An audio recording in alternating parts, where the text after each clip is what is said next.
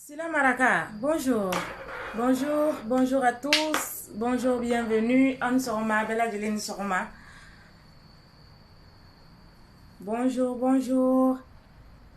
Aïna, Asaka Baroni Damnena, Aïbo. Bonjour, bonjour, bonjour. J'espère que tout le monde va bien. Vous avez bien dormi? Madou, ça va? Somoro Obedi, Sila Maraka. Au Shirakanya, Kori Bashite Morola. Alakana Bashikan Shila. Bonjour, bonjour, bonjour à tous.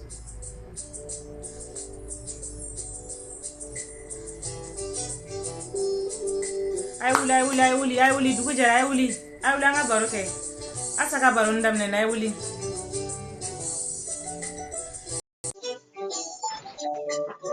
hola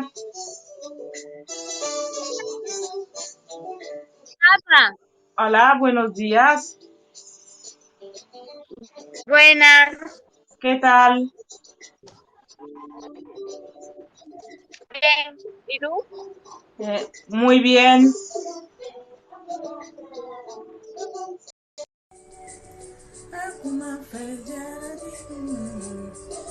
Bonjour, bonjour à tous, bonjour et bienvenue. J'espère que vous avez bien dormi. Asaka baroni damnena aibo akana ngate sigi aibo aina bekana. Bonjour, bonjour, bonne arrivée, bonjour. Asaka baroni damnena aina nga baroke.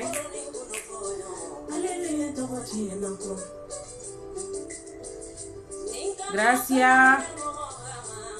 JR, muchas gracias. Aya abonné, aya partager pour que en limana fana be se ka sɔrɔ togo min na. Aya partager. Aka mɔgɔw invité ka na u ka na ko Asaka baroni daminɛna dugu jɛra bonjour.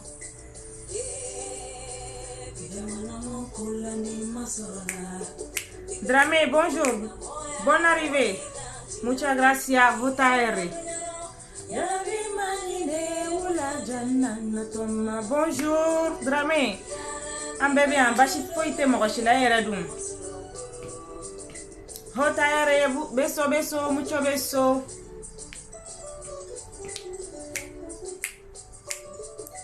J'espère que vous avez bien dormi. Hein? Si c'est bonjour, bonne arrivée, somoro bedi, au shirakanya. Kodi bashite mogola. Tout le monde va bien? Ça va, Dramé, ambi en bashi foite en ao eradum. Bidugu jekan betogodi, bidugu jekan kadi, j'espère. Aina debab na damne soni sano debab na damne abena amedje ka idée di John Italien. Bonjour, comment tu vas? Bonne arrivée. Anta Karambe, bonne arrivée. Nekoromso msako ko ngato ka fotinto nekoromso nana anta nana, bonne arrivée. Bonjour, magasa somoro weli ko ribashi taula.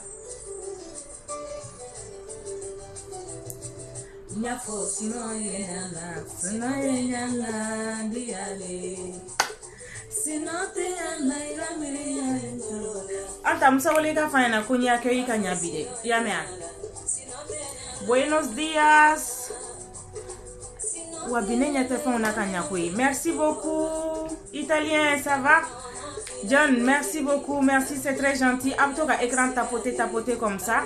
Spectateur Betchay, Abtoka tapoter, j'aime ou bena, spectateur ou bena, pour que Amseka nga baronin, Django Rombolo Togomina, Asaka baronin damnena, numéro Mununa Limko, Kralo, Asaka baronin émission, en quel nous camin damne TikTok sans faire la scène, avec elle du lundi au vendredi à partir de 9h de Bamako et à partir de 11h de Paris.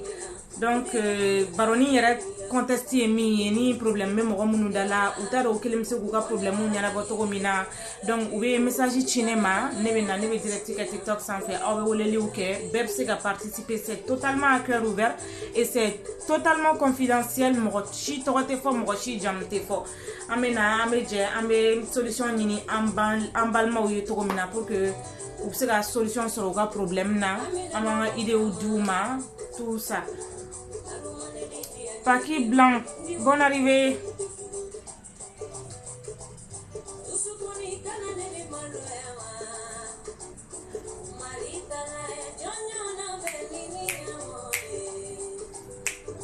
Au club musique la koni. Anga don ke follow. Ni partage ou chara, ni j'aime ou chara, ni mogo nana, ni mogo chara, ame débat entamé. Amba damne. Hola Mamadou Keita, ça va bien? Somogo wedi. Aya partager, aka contact ou pour que vous na to mina ko baroni damne na. Asaka baroni damne ya, aya partager aka contact ou aya to ka écran papoter comme ça. Cœur nous be bla, spectateur ou be chaya, ou fana be baroja. Ni mogo mnou na len ko kura do fana, ou fana pse ka abonner comme ça. Chaque fois que baro be damne dron notification meta au kuna ka foko asaka baroni damne na. O la obe na me baro ke nyogon fe.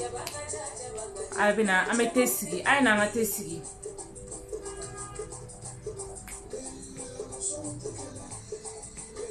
Doka nani te, doka nani atoko. Sugoro, sucre vanille nanaye. Fourneau, charbon, fifalan. Ani tiga, aka nani na tiga kore. Beka kelengelen bo aka na anga barosigi. Ne kon nana ni usulan belade, nebe usulike. Nebe yoro usu, nebe geren usu. Abaro we belebele baya ni usulan. Usulan bene bolo, usulan bele bene bolo. Nebe yoro usu. Ne do sukumbe yere. Bakary Keita, bonne arrivée. Écran tapoter pour que cœur nous mena ça. Koulibaly, Somogo wedi, Kori Bashitaola. Écran tapoter. Aha, Dibisoro. John Italien, voilà, il y a un Dibisoro. Comme RF là, quand il dit Dibisoro là. Il y a un Dibisoro. John Italien, mais un Dibisoro. Écran tapoter comme ça, ou bien don yo. Ah, écran tapoter l'idée là, Dibisoro wena, formina, aura jan, aura font na sega seano. Mais l'autre écran tapoter ka fleur nunchi, ka cœur nunchi, olu abu naja. Voilà. Nena ni usula, nebe ka yoro usu, nebe ka geren usu. Oye bele baide. Usula me ka ke ka geren usu na mago bola fana o fana firita be no. Usula be gaining be no. Usulan be no, gaining be no, babion wuli taw, munu be wuli, olu be no, secret de femme be no. Ni moko munu moko bala, abe sin kenyi, ame nyogon ta privé la, mba benye fo nyogon na. Voilà. Ni fana ye parfum jiye, mi be fia ni ibika buguri jetente, usulan be do buguri jamna, usulan donte ka wuli dron ka usulan do yoran kelene. Ito ka ika buguri jeni tenten son ka usula nyaga wala on in parfum ibo de fia ika buguri jela sa ni o fia la ibi soro kika tasmani don o ba kasa sangorota o fana abto ka otege don usula na amaino abeto ka ni pensini mbambulo abto ka otege abe ni ke ka usula nta ka ke tasmala wa ibi ni fana de kika tasmo bouger ka to ka alaben ni pensini mbo beke onyebala. C'est tellement flexible.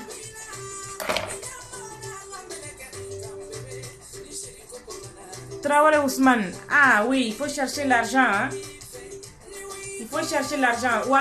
Chez vous, fana tabeno de secret d'homme, fana beno. Nous sommes secret de famille, mais John Italien, tu vois.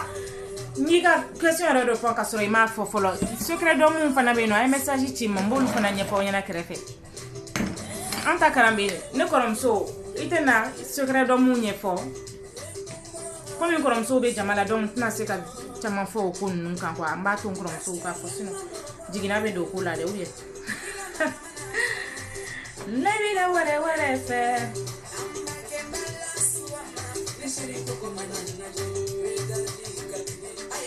Mette Madame Traoré de ou bien elle to ko Traoré wa. Bonjour, Aïcha Tapa Ejacté, bonne arrivée. Ne koromso nana. Eh. Msako ko ngatuka ke tantore. Aita fom saya na ko ya ke tanto. Yala, uwa yala. Mtoko manana. Ane ba usulaina wallahi mais normalement on est quand ni kasa me ka auto sigiro la koyi.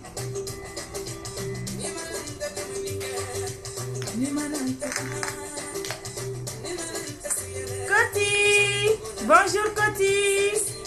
Koratumu kan mene beno. Aina usula beno.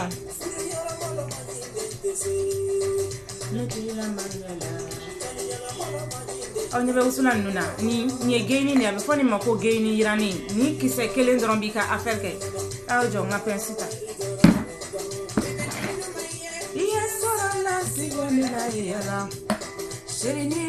bon a ka ɲi sa an ka pince ko kɔfɛ wusulanw filɛ nin ka sabali mun na Sise wusulan bɛ yan a ye na wusulanw san hein salut petite soeur salut grande soeur Musa Lasi kan jumɛn de b'aw da aw ka ko ka ɲi nin ye ne ka bebenu ye ne kelen ka bebenu musomanɛw nana somanɛw nana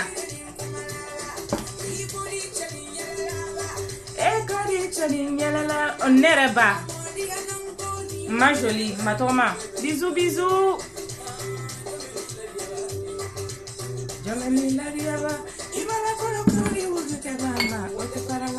wusulanw bɛ yen nɔ wusulanw bɛ yen nɔ wusulanjiw bɛ yen nɔ a bɛɛ de bɛ yan nɔ a bɛɛ bɛ yan nɔ débat bɛ daminɛ sɔɔni Guno Jakite ne m'e ye o ne tun bɛ ye ne y'a to ala ma bi koyi jama silamɛw ne kɔrɔmusow nana ne kɔrɔmusow bɛ baro la Guno Jakite madame Sisoko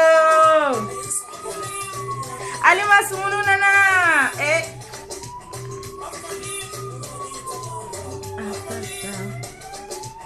bonne arrivée Mohamed Alima yɛlɛ dɛ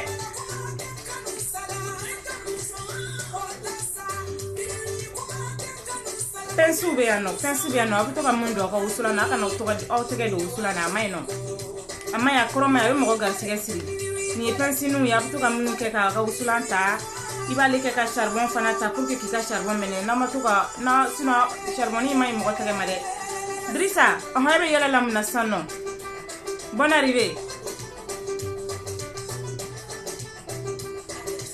ayaw abonné ni mɔgɔ minnu nalen ko kura don aw abonné comme ça chaque fois que Asa ka baroni bɛ daminɛ dɔrɔn notification bɛ taa aw kunna k'a fɔ ko baro daminɛ na aw bɛ na an bɛ baro kɛ an bɛ conseils di ɲɔgɔn fɛ voilà merci beaucoup Sekou merci c'est gentil a ye to ka écran tapoter comme ça o b'a to spectateurs bɛ caya mɔgɔw bɛ na an bɛ sujet daminɛ sisan sɔɔni dɔrɔn Ali Yatara bonjour tu es étonné pourquoi ah tu es abonné pardon c'est où tu es abonné voilà donc now abonné à chaque fois que abedam dron notification beta aw kuna bonjour Mamadou ça va somoko wedi ko ri bashitaula voilà ay to ga écran tapoter avec cœur non blakana avec fleur non blakana ni warbo ko fana bi war fana blakana o be de bala Kumba bonjour ça va je vais très bien Dabi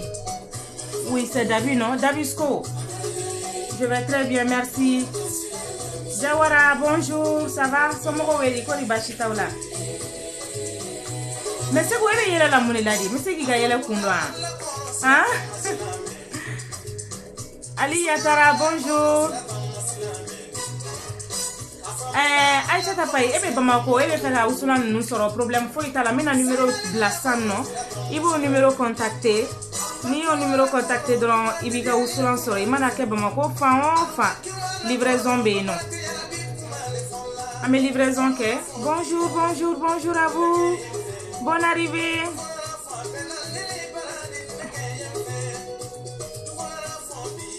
ah là aya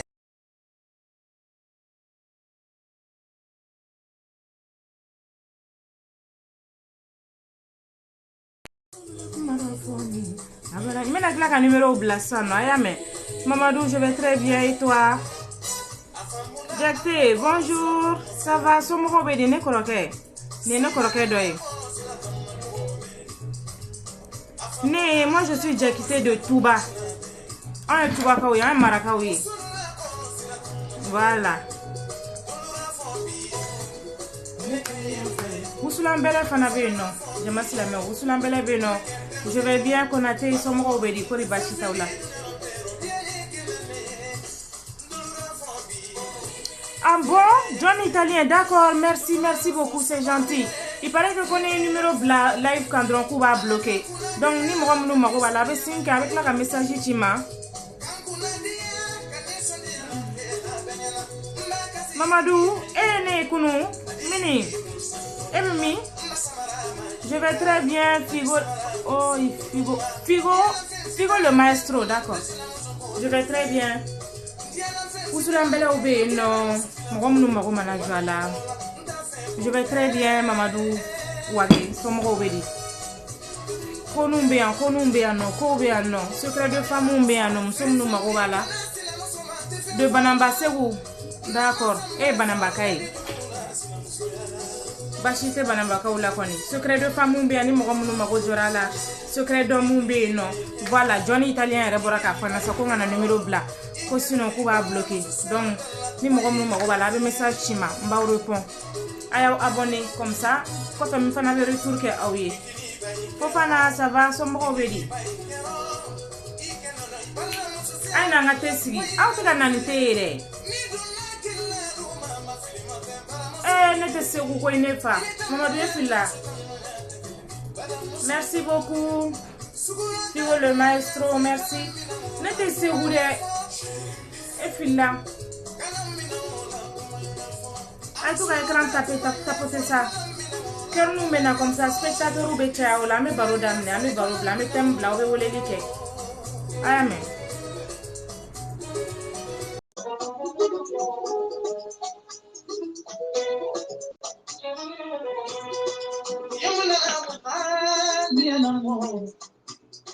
On y va aller chez mi flâner canani, et rechaîner chacun. En bas, mon solo de bénéfice.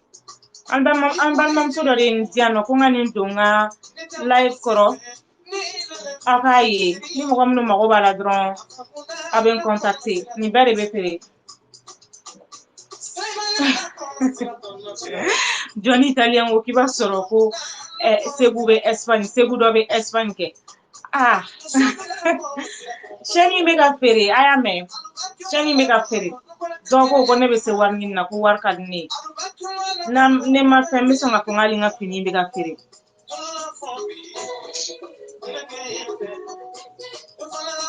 Eh, Jaloria, c'est où? On l'a bien là depuis la making, il était à ce moment. D'ailleurs, c'est ma.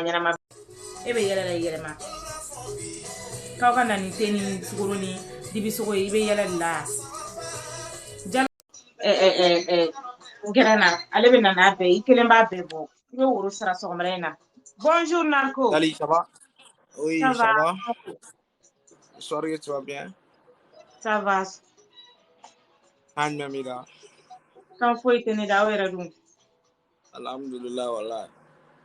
C'est yala kana bashi tanchila. Yeah, nous sommes son warana. Kanan faut ça. Oh. Ah, il m'a donné donné du c'est jekando. Okay. Kibarat man mami. Ah? O kibarat man mamida. Voilà, donc ce matin, na amena bi debata.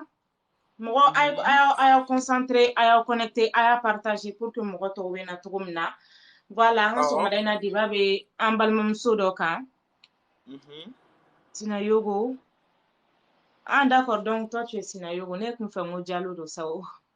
Voilà, donc ambalmum sodo de be problème na so matin na donc anana makanga deme. Ale furulen do, ni ya san caman ye. Ni ya san caman ye, donc il paraît que sebere kun t'ale cɛ ye. Sebere kun t'ale cɛ ye fo ka taa kɛ ale tanti dɔ de kun be kɔkana na, ale tanti de ye so jɔ. Donc yana tanti ka yɛlɛma, tanti de ko ale ma k'u ka taa, u ka taa yɛlɛma n'a cɛ bɛɛ ka taa, u ka taa yɛlɛma ale ka so. Ala y'a o joining kɛ u ye, u yɛrɛ taara ka taa yɛlɛma u ka so yen nɔ. Donc maintenant, cɛ kun tɛ foyi kɛ. Cɛ ka baara kɔni kun ye min ye dɔrɔn fo n'a kun ye crédit sara a tɔgɔ Alpha ma cogo di fo n'a kun ye courant sara ka ji sara cɛ ka baara kun dannen don o dɔrɔn de ma. Sisan cɛ de fana bɛ ka décourager o bɛɛ la. Cɛ hali nasɔngɔ cɛ bɛ ka décourager nasɔngɔ bɔ la. Cɛ dun bɛ bɔ don o don sɔgɔma k'a bɛ taa baarakɛyɔrɔ la. Don o don sɔgɔma a bɛ bɔ k'a bɛ taa baarakɛyɔrɔ la k'a bɛ feere kɛ sugu la. Mais don dɔw la a bɛ na a b'a fɔ ko hali nasɔngɔ t'ale bolo. Hali ka crédit min bɛ kɛ compteur fana la a bɛ ka dɛsɛ o bɛɛ la. An balimamuso de ko ale tɛ ka se ka foyi faamuya o ko la.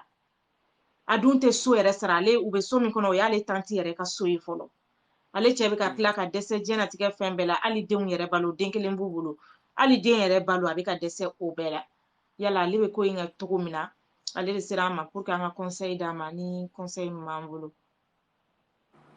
Ah bon. Ça dépend à la poche. Avant mon là.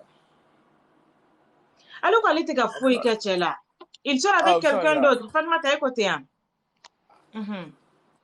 Ah bon, ça tient une poche en again. N'a soro tere ga poche n'a soro watu ga Dongo gala do na ale sisa. be cɛ ɲininka ni cɛ nana n'a ye cɛ ɲininka nasɔngɔ la ni cɛ ko nasɔngɔ tɛ yen siɲɛ kelen siɲɛ fila a bɛ ka cɛ ale bɛ ka cɛ ɲininka o tuma o marché de tɛ yen nɔ wa mun dongo don e bɛ bɔ e bɛ taa baarakɛyɔrɔ la déjà an bɛ so min kɔnɔna na e tɛ so yɛrɛ sara ne tanti ka so de ye o ye ne yɛrɛ bɛ ka maloya la an filɛ yɔrɔ min na i ko bi ne yɛrɛ bɛ ka maloya o la k'a fɔ ko ne ni n cɛ bɛ ka vie ne tanti de ka so pardon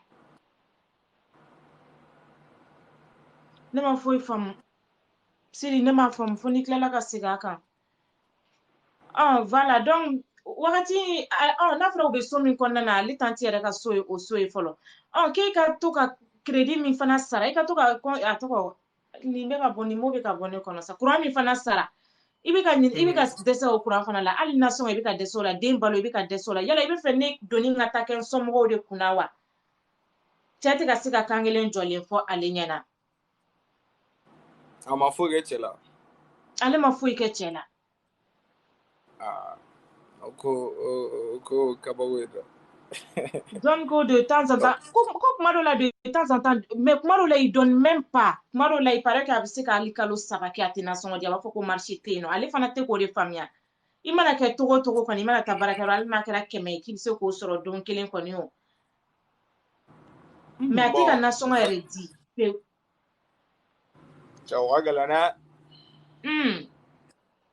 O ka gɛlɛn yɛrɛ.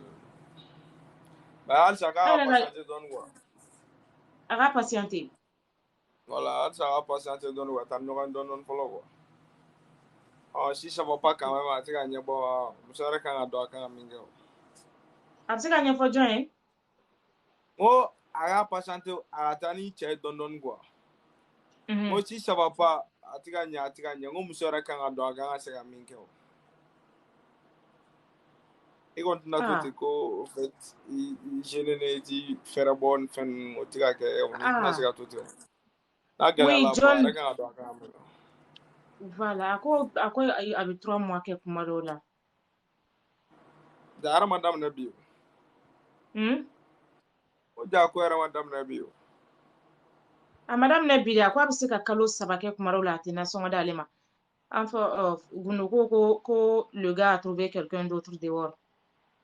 Il travaille John, il travaille a bɛ baarakɛyɔrɔ la don o don a bɛ bɔ sugu la k'a bɛ taa feere la koyi don o don de a tɛ don jɛ a bɛ bɔ sugu la k'a bɛ taa feere la mais a bɛ se ka kalo 3 kɛ kuma dɔw la a tɛ nasɔngɔ u bɛ so min yɛrɛ kɔnɔ déjà o y'ale yɛrɛ tanti ka so ye.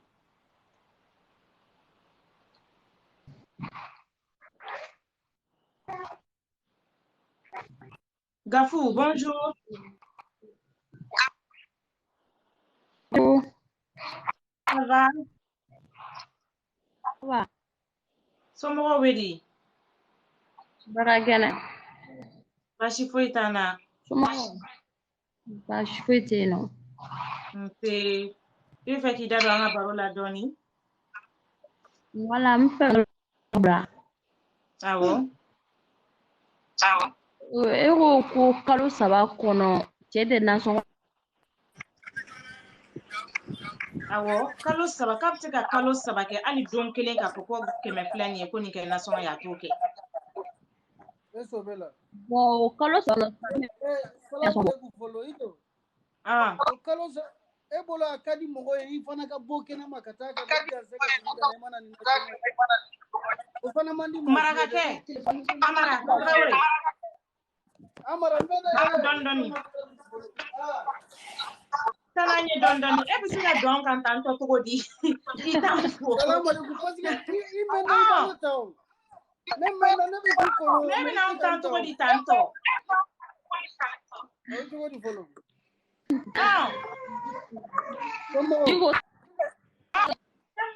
maninka de nin ye maninka de ye non ne ye maraka de ye maninka ayi e tɛ maraka ye e ye maninka de ye e bɛ ka don an kan cogo di Gafu yɛrɛ jatigɛra i m'a ye Gafu yɛrɛ jatigɛra Gafu y'a da de siɲɛ kelen mɔgɔ e yɛrɛ ni ala cɛ a ye don an ka tan tɔ. cogo di ka taa wari ɲini k'i gansan bɛ segin ka na so ne m'a mɛn Mo be se ka bo cogo di kata wari nyini iga la nyini iga segini fendo de kana di demba mo hotea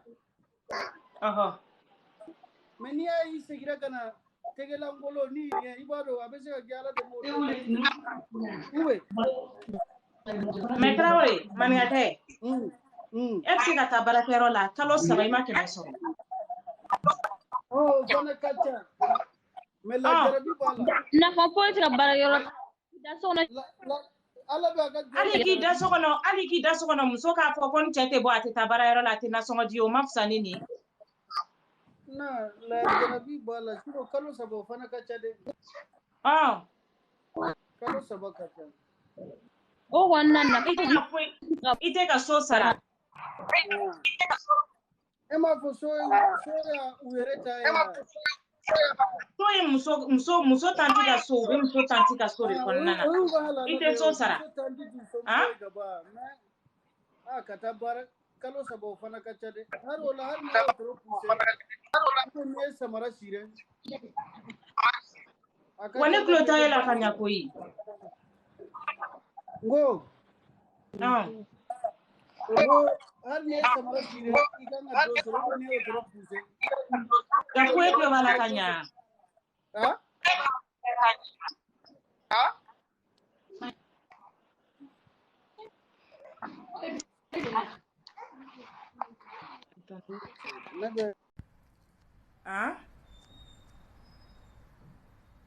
Donne des words. Quand l'homme change de rang, on le sait. Yeah, ça.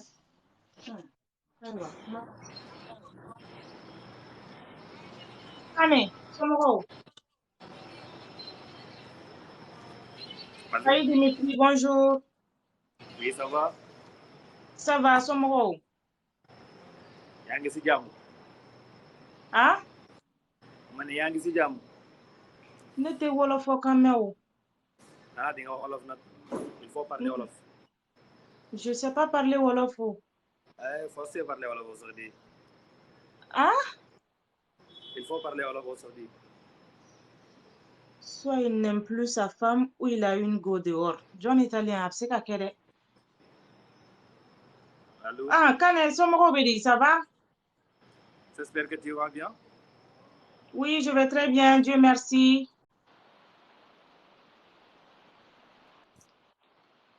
Parents, ça va? Somoro, c'est où Jacté, ça va bien? Jawara, bonjour. Bonjour, ça va?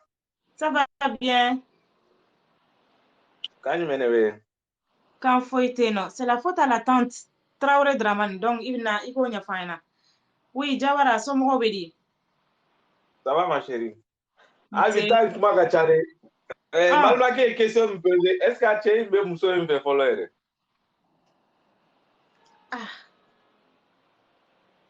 Parce que oui, mais ni te muso fait va que te nege parce que va tigi la souffrir tantôt. Note ka bo kata bara ke rola. Kalo semaine ere kacha. Donc avec ta euro mina te ta bara de kama eno. Hal ni keme de be di ma ika biduru ere do biduru ngone forcément ibe na na eso kono. Ate muso infe ate de no fe parce que hal ni ma ke muso kama de munu ngone be se ka na ni fe no e ka di ne. Ate muso infe de. Rate muso infe de. Yoro, mais ni te muso fait mieux vaut qu'à la blanc fana ka fsani ni ou bien. Bon, ibaro anga yoro furu nundo be no itse ka labla like o, itse ka labla o. Ibe se ka mogo ge ka soro ima fa e quoi. Mais anga yoro nuna ni kosugu ni ifongona wa fo ka tigite furu de fe, tigite furu alors que souffrance mbaka furu so kono mogo sita donc quoi. Wallahi ikma be fo. Voilà, bon. Ibe se ka mogo ge ka soro ima fo ntife. Mais che ngoni atem so infede. Avec a jena edoro ka den pengen nunge ka fo ka ba fe kona ta fe. D'accord. Ode ne ko ni ga family. No te ka ta barake rola muso jole ndo ni fembe bar muso jole ndo ni fembe. Ala mu be avanti lamba ka do ye be ta ki do warti ki muso do be no we mo do edoro ka fo ko be furi ma be njoni de parti do mais fendo be refara buke al na mi nyini ngala quoi. mais surtout ka fɛn bɛɛ da muso ka muso in bɛ baara kɛ yan. Ok. John Italien, il n'y a pas de problème. Muso in ko ale bɛ feere misɛnmisɛnninw de kɛ quoi. Ale bɛ feere misɛnmisɛnninw kɛ n'ale ye fɛn min sɔrɔ. Voilà bon a bɛ feere misɛnnin minnu kɛ ni kɔnɔna dépenses bɛ bɔ o la a yɛrɛ ka duntaw bɛ bɔ o la so sara ni fɛn est ce que a jago in bɛ na mais tɔnɔ minnu kan ka sɔrɔ olu de bɛ ka du kɔnɔna ni fɛngɛ ninnu na.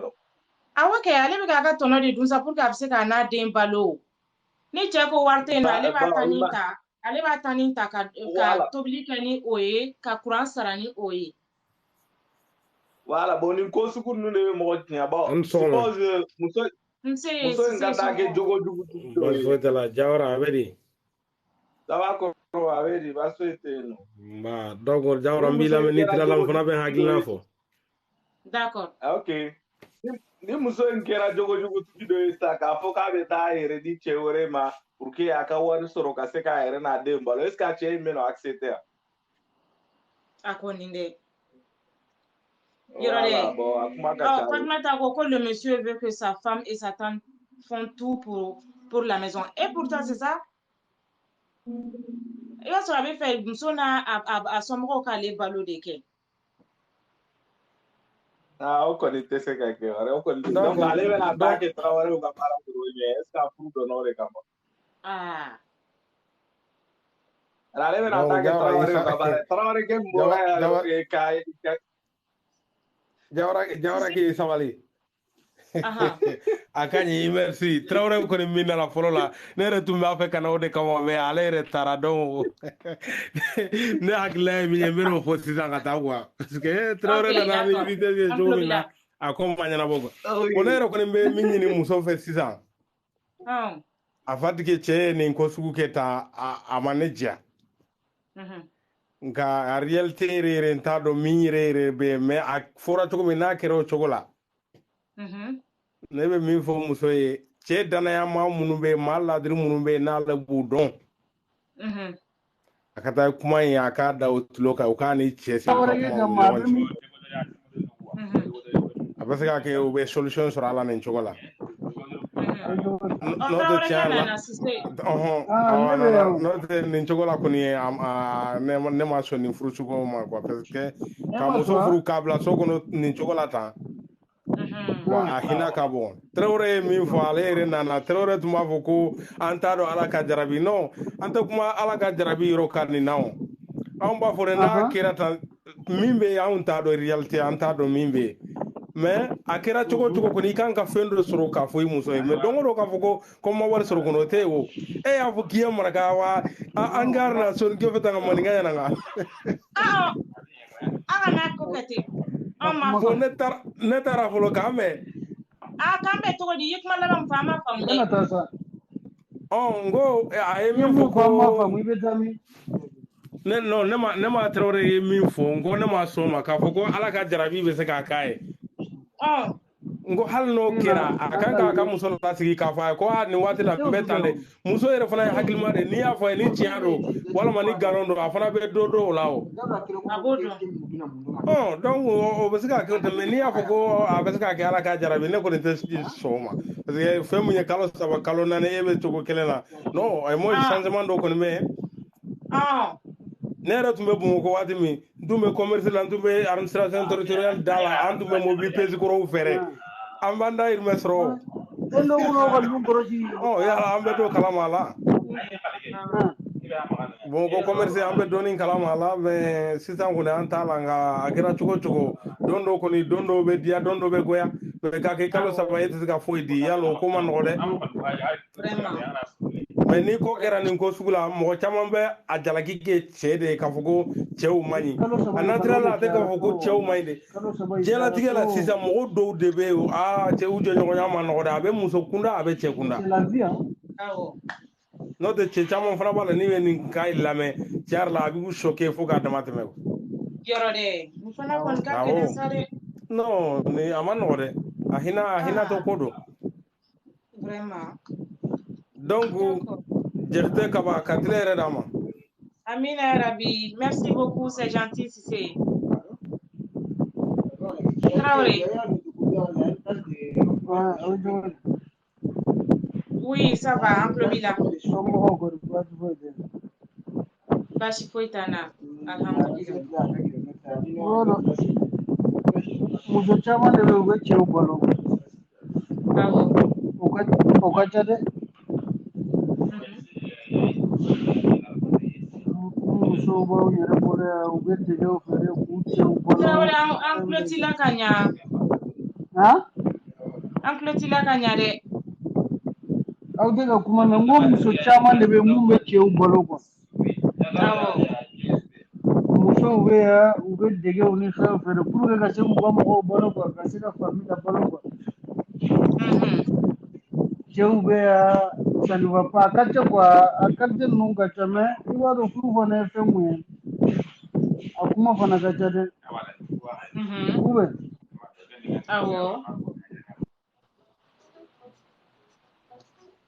Bala a b'a lajɛ ka a partager pour que aw ka contact bɛ se k'a sɔrɔ cogo min na aw bolo sumara ne ɲɛ tɛ cœur foyi la ne ɲɛ tɛ cœur la ne ɲɛ tɛ fleur ni na ne ɲɛ tɛ foyi la. Trésor, bonne arrivée. Merci, bonjour. Somɔgɔw bɛ di? Je vais bien, sauf que toi, tu es où là?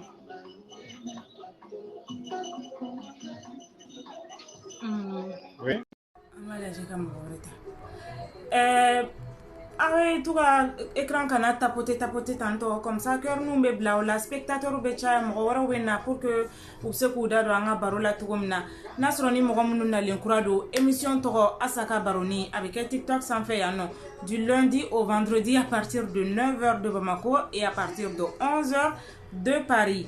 Aw bɛ se ka message ci ne ma n ka compte kan n bɛna tila ka email bila sisan nɔ. Aw bɛ fɛn a b'a ka problème ci ma an bɛ na TikTok sanfɛ an bɛ live kɛ pour que an b'a débattre cogo min na mɔgɔw bɛ conseil d'aw ma o la a bɛ se ka taa a ka ca Ala fɛ aw bɛ solution sɔrɔ aw ka problème na ni mɔgɔ minnu bɛ fɛ ka participer fana ni live daminɛna dɔrɔn aw bɛ weleli kɛ ou bien aw bɛ to ka message bila duguma an b'a kalan pour que an balima minnu mago bɛ conseil la u bɛ se ka solution sɔrɔ u ka problème na cogo min na. Voilà, donc aw bɛ se ka to ka écran tapoter comme ça spectateur bɛ caya a b'a partager a ka contact fana ma o la u fana bɛ na u b'u da don an ka baro la solution bɛ sɔrɔ.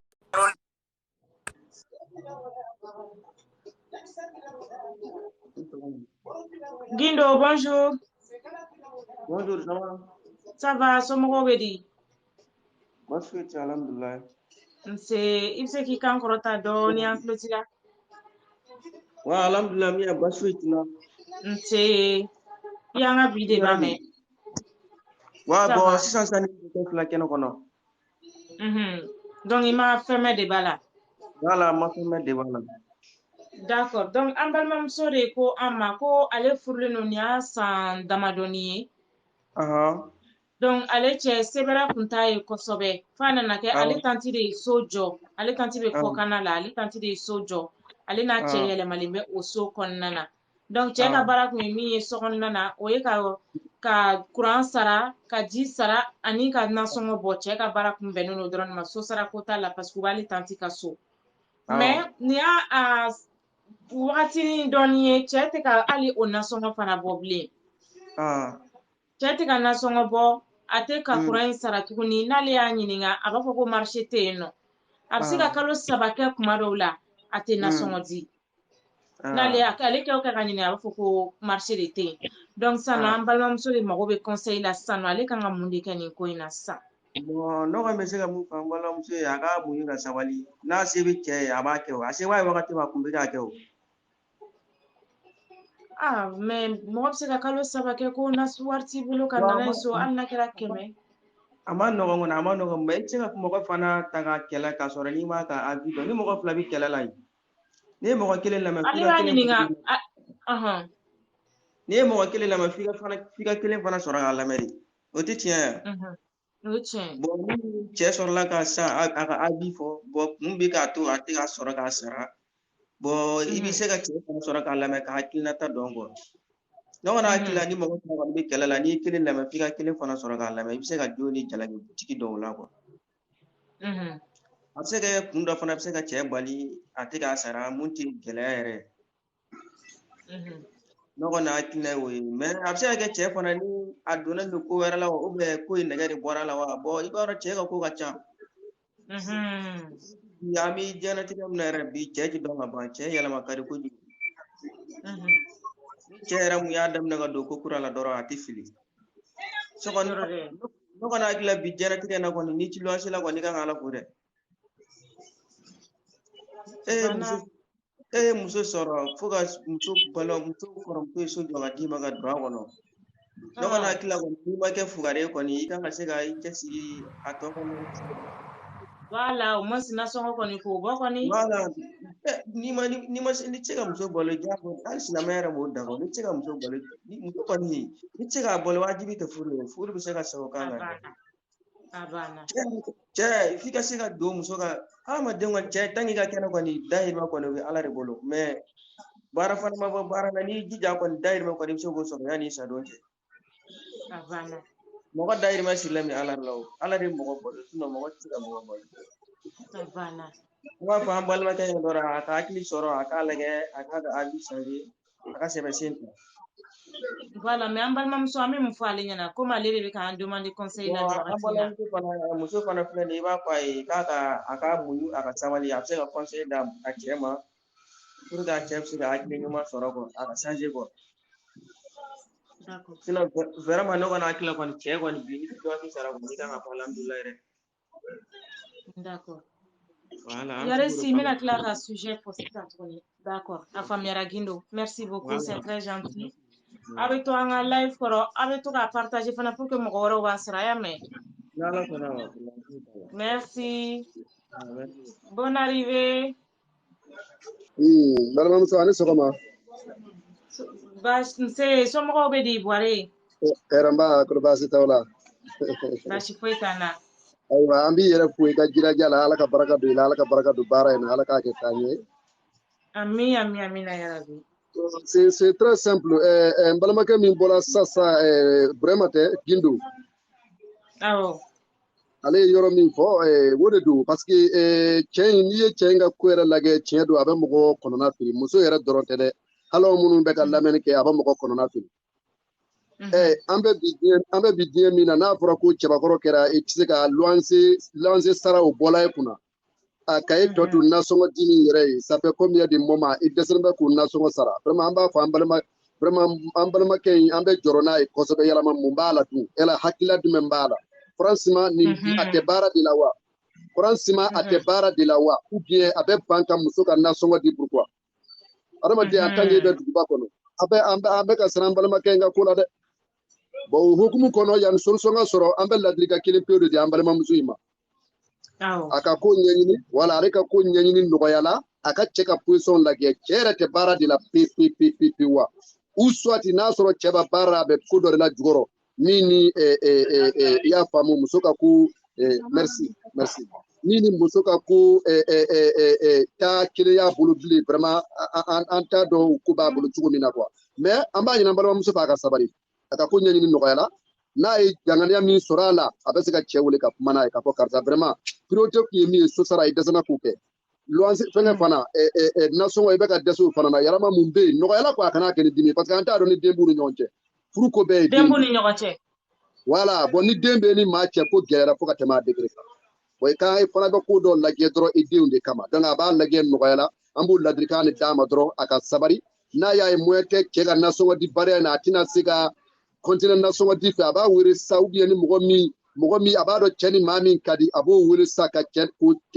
wele ka taa kuma ni cɛ ye cɛ ka taa fɔ a ka cɛ ɲininka yalama mun de kɛra a ban bɛ nasɔngɔ di la ni problème min bɛ yen cɛ k'o fɔ a ɲɛna mais a ka kan ni nɔgɔya ye quoi i y'a faamu an balimamuso d'accord a faamuyara Buware conseil de d'a ma quoi sinon cɛ ka ko bɛ mɔgɔ siran yɔrɔ nin bɛ mɔgɔ la siran dɛ nin dabalibanko ye yɛrɛ de vraiment franchement dabalibanko don franchement an b'o fo Congo i y'a faamu merci beaucoup Buware a diyara n ye bonne journée machallah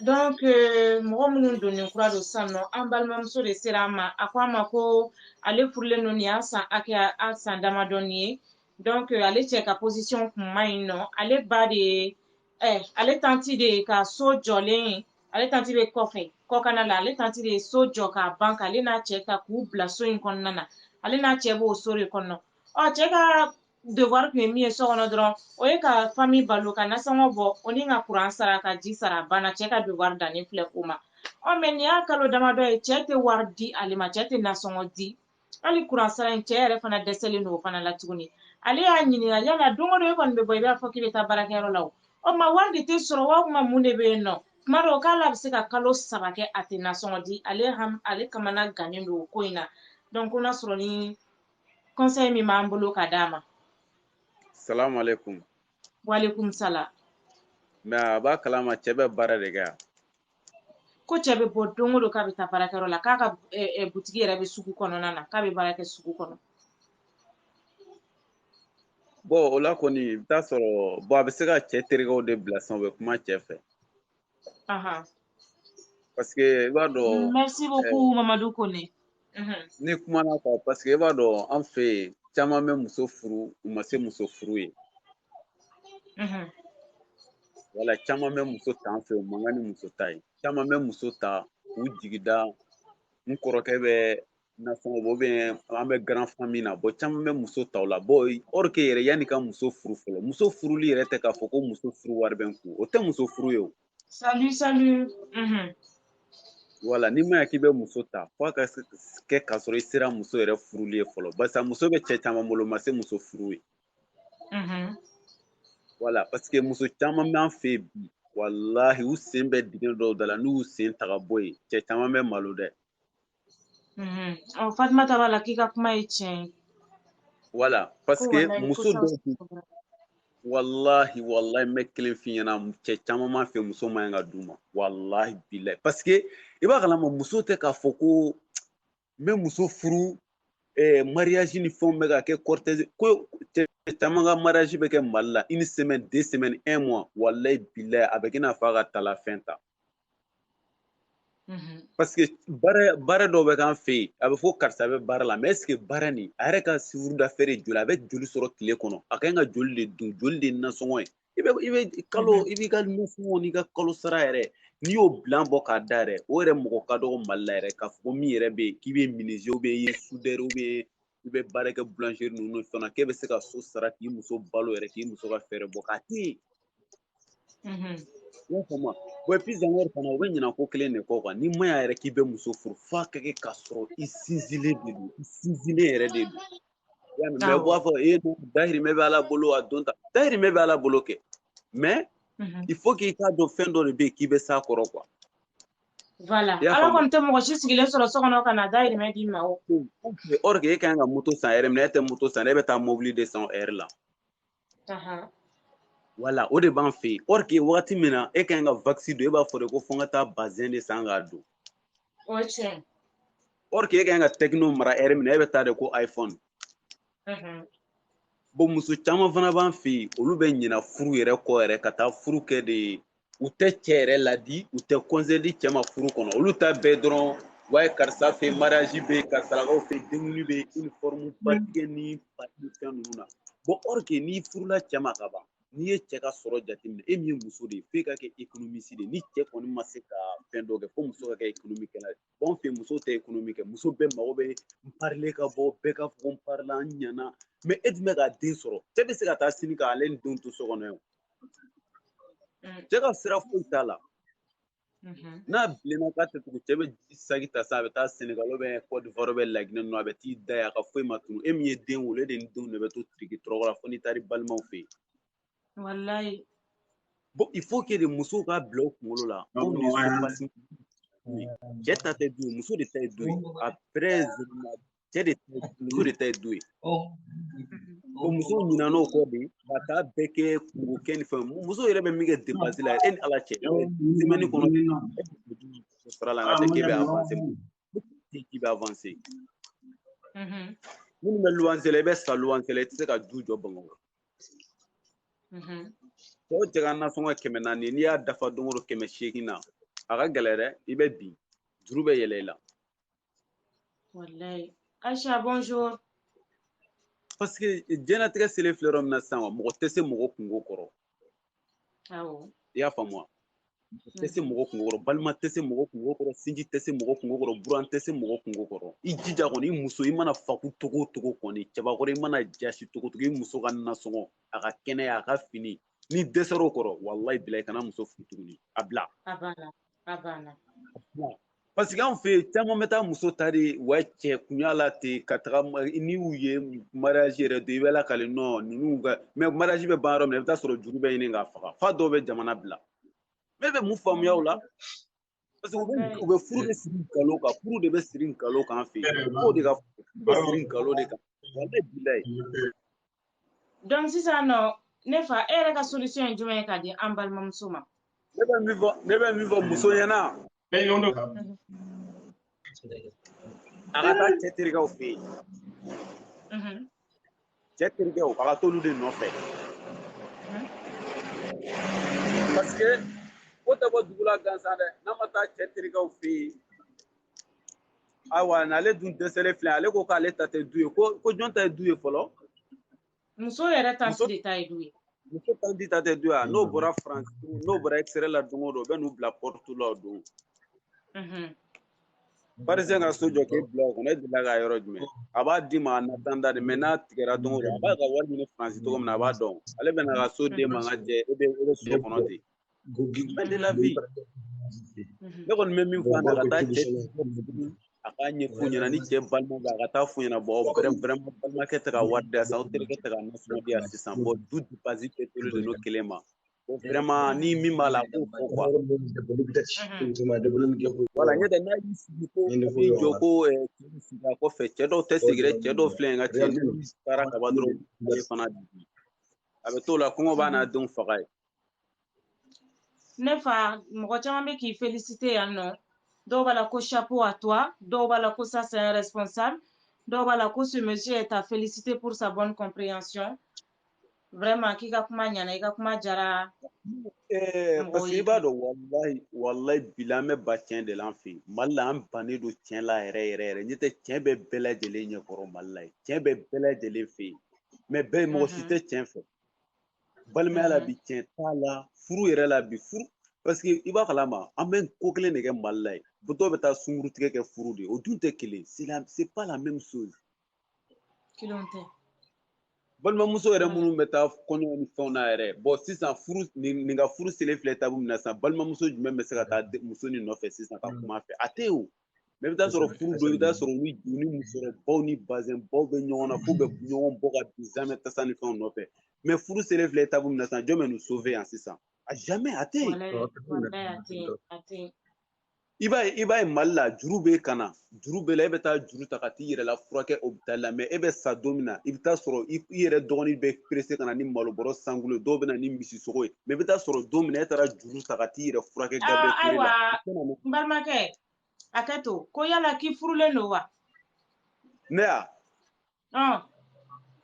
ko non ko ne ma furu dɔ bɛ k'a dɔgɔmuso d'i ma yan dɛ k'a bɛna dɔgɔmuso d'i ma k'i b'o furu fisabililayi ko hali buru sɔngɔ ko t'a la yala o tɛ de ne balimamuso non parce que wallahi bilahi ne kɔni bɛ kelen kɔni fɔ kɔni vraiment n'an kɔni sera hakili ɲɛnama sɔrɔ o ka segin kɔfɛ muso fana hakili sɔrɔ wallahi bilahi diɲɛ bɛ ja mais en tant que muso ma hakili sɔrɔ wala an tɛ se ka avancer jamais de la vie vraiment merci beaucoup voilà I ka kuma jara an ye yɛrɛ de vraiment an yɛrɛ b'i féliciter ayiwa min bɛ fɛ k'a dɔgɔmuso d'a ma I bɛ se ka tila k'a ta yan fɛ fisabililayi n'u tilala k'a fɔ ko worosɔngɔ ko b'a la I bɛna fɔ n ye i y'a mɛn wa non fu kana sɔn fu ma cogo si la jo bɛ ne na ayi n bɛ ka min f'i ɲɛna kana sɔn fu ma dɛ fu man ɲi baasi tɛ hali milliardaire n'a bɛ ka wari d'i ma don dɔ la I den ka fɛnni dɔ d'a ma hali n'i y'a sɔrɔ miliyari b'a kun ka tɛmɛ I kan o ye tiɲɛ ye walayi kana sɔn fu bɛɛ ma dɛ fu ni cɛ o cɛ y'a kɛ nin ye ou bien ni muso o muso y'a kɛ nin ye don dɔ la I den ka taa fɛn dɔ ta I k'a d'a ma I b'a fɔ n'i yɛrɛ fana minɛ ten kana sɔn fu ma dɛ fu man ɲi I y'a mɛn wa d'accord a faamuyara merci beaucoup n'a ko k'a y'a balimamuso di yan fana o fana se min ye o fana b'o d'u ma ayiwa I y'a ye sa baasi tɛ merci beaucoup a diyara n ye jamu duman Ouais, merci beaucoup. Jamduma. Bonne Sangare di. Sangare, vraiment, i Sangare. Alsa evito en live koro, aba partager ayame. Ok, problème faut ça là. Ok, au revoir. Ouais, au revoir. Merci. Aw mena attenti la koy flaque. Wallah mena. Erode. Ça va? Ça va. Kanyo lebe. Kan foite no somogo bedi. Wallahi no iga bi deba kadi de. Yoro. Wallahi iga bi deba kadi. D'accord. Donc atlinata do ba bulu akula. Ka aise ka mini nyini gaw. Chebi barala wal ma chedi barala. Chebe barala, chega butiki be sugu kono dongo do sogoma be bo abta barakero la fo shu abena.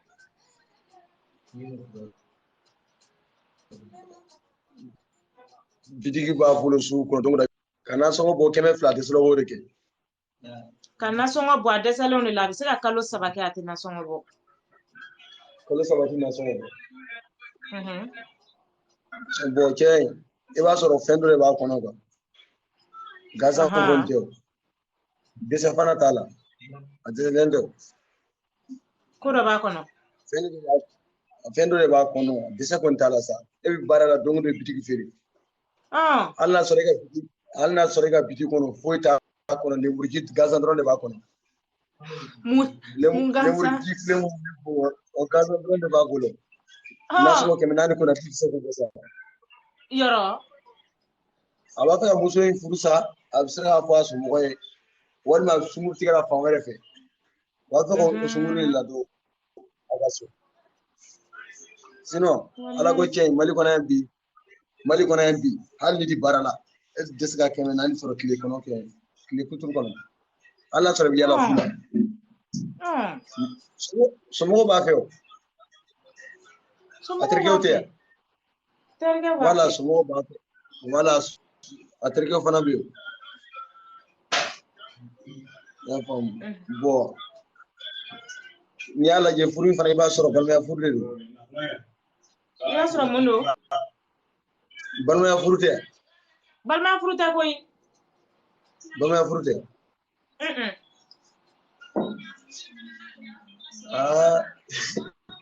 ala kan wala ko sino balma furute ote sino on chengoni na fatala chengono tugulere ala ga sawre kapsa ba flake bolo do bisuka demi muso bolo flake bolo do bisuka idella no demba bolo demi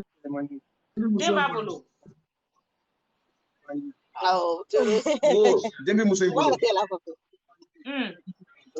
demba bolo bo ale ma na so bo na di bolo dole na di bolo Paiduna mo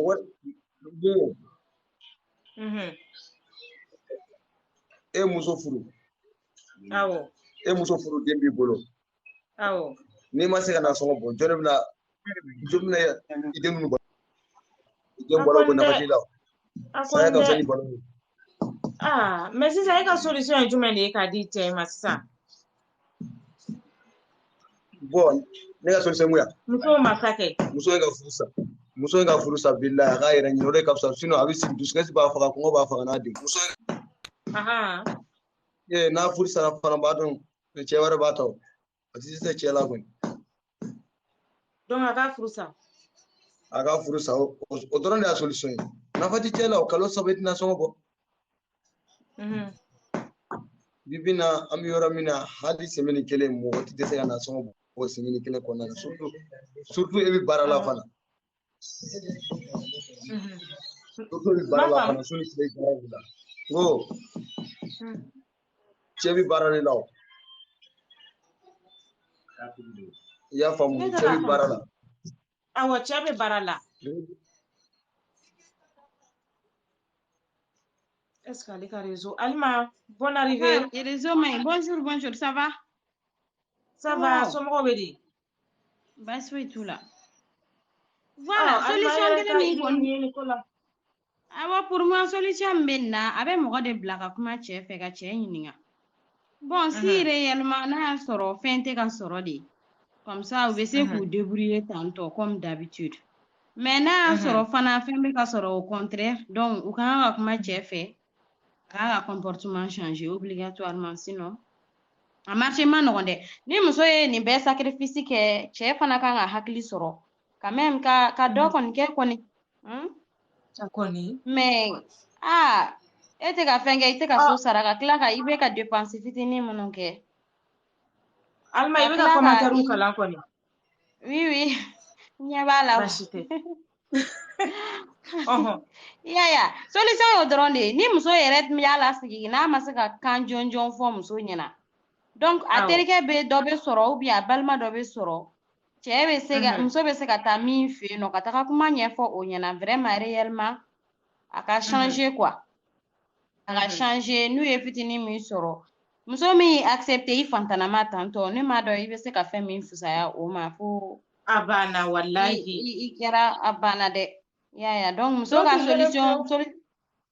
solution kelen bɛ muso bolo a ka taga dɔ fɛ yen nɔ cɛ bɛ min ka kuma lamɛn yɛrɛ ka taga o tigi ɲininka ka kuma ɲɛfɔ o tigi ɲɛna comme ça peut-être que ni mɔgɔ dɔ kumana fɛ solution bɛ se ka sɔrɔ a la cɛ bɛ se ka changer d'accord cɛ kɔni an bɛ bi na kɔni cɛ kɔni ka bɔ ka tile ta ka bin ko dɔrɔmɛ ma sɔrɔ o ka kɛ bi o ka kɛ sini mais des mois fo 3 mois k'a bɛ se ka 3 mois kɛ a tɛ don ni wari ye so dɔrɔmɛ 1 ye so cɛ banabaatɔ b'i bolo la d'accord n'a man kɛnɛ a tɛ se ka baara kɛ a tɛ se ka foyi kɛ la d'accord mais mɔgɔ min bɛ bɔ diɲɛ don o don sɔgɔma kɔni a don dɔ la kɔni i ni sababa bɛ bɛn donc la o tɛ se ka kɛ ko wɛrɛ b'a la a ka mɔgɔ bila min bɛ kuma cɛ fɛ ka cɛ ɲininka je pense que a bɛ solution sɔrɔ ten. Ok, merci, bonne journée. Merci beaucoup, c'est gentil, Alma Jolie.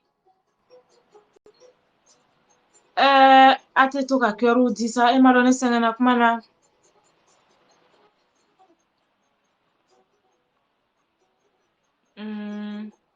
Salamu alaikum. Walaikum salam. Somɔgɔw bɛ di? Baasi foyi t'an na, e yɛrɛ dun? Allah, alhamdulillah, an bɛ yan. Bon,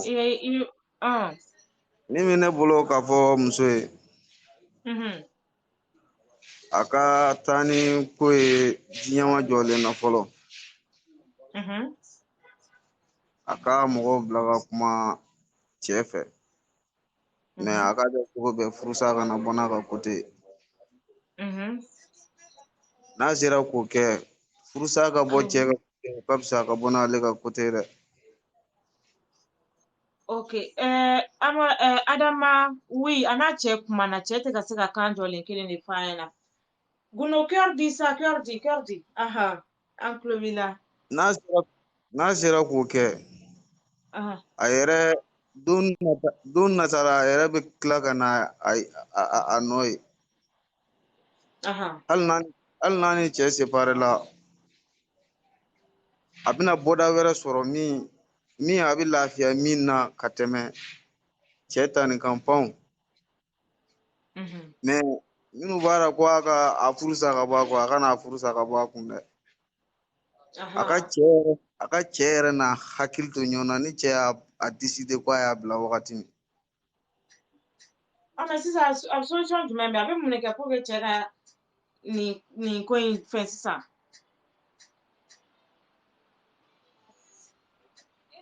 Ko bien son mari mange à côté. Hali tu manges à côté sa muso kɔni b'i bolo. Mais a yɛrɛ tɛ ka se a yɛrɛ. Même si tu manges à côté.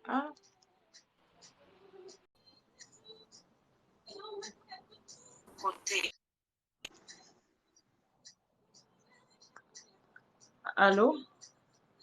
Oui, allô? Oui, somɔgɔw bɛ di choix la? Baasi foyi tɛ yen nɔ. I y'an ka bi thème mɛn? Awɔ, ne y'a faamuya. Voilà, donc hakilina dɔ b'i bolo?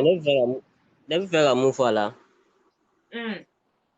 Cɛ in b'a dɔn muso b'a fɛ kojugu de quoi.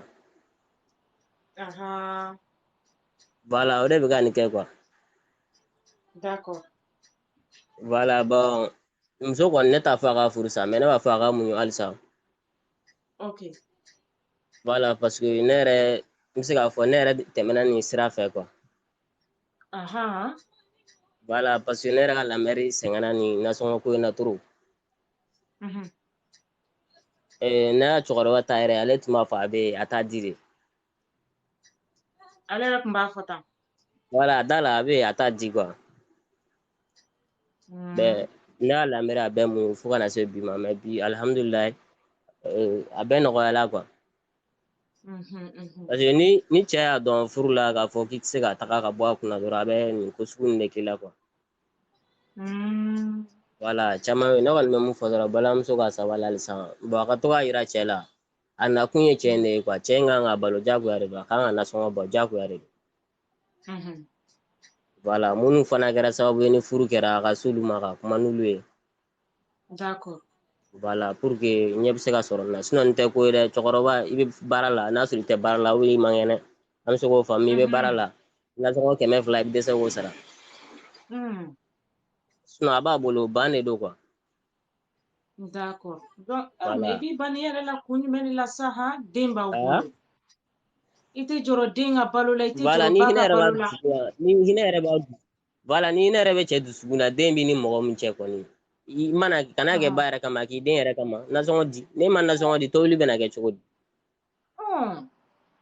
Voilà cɛ b'a dɔn muso in b'a fɛ de quoi o de bɛ ka nin bɛɛ kɛ quoi mais muso ka to ka sigi ka tiɲɛ fɔ a ɲɛna quoi ni a ma sɔn ala ta ma a bɛ ɲɛ cogo min na a ka kɛ ten quoi parce que nin ti ɲɛ quoi. D'accord.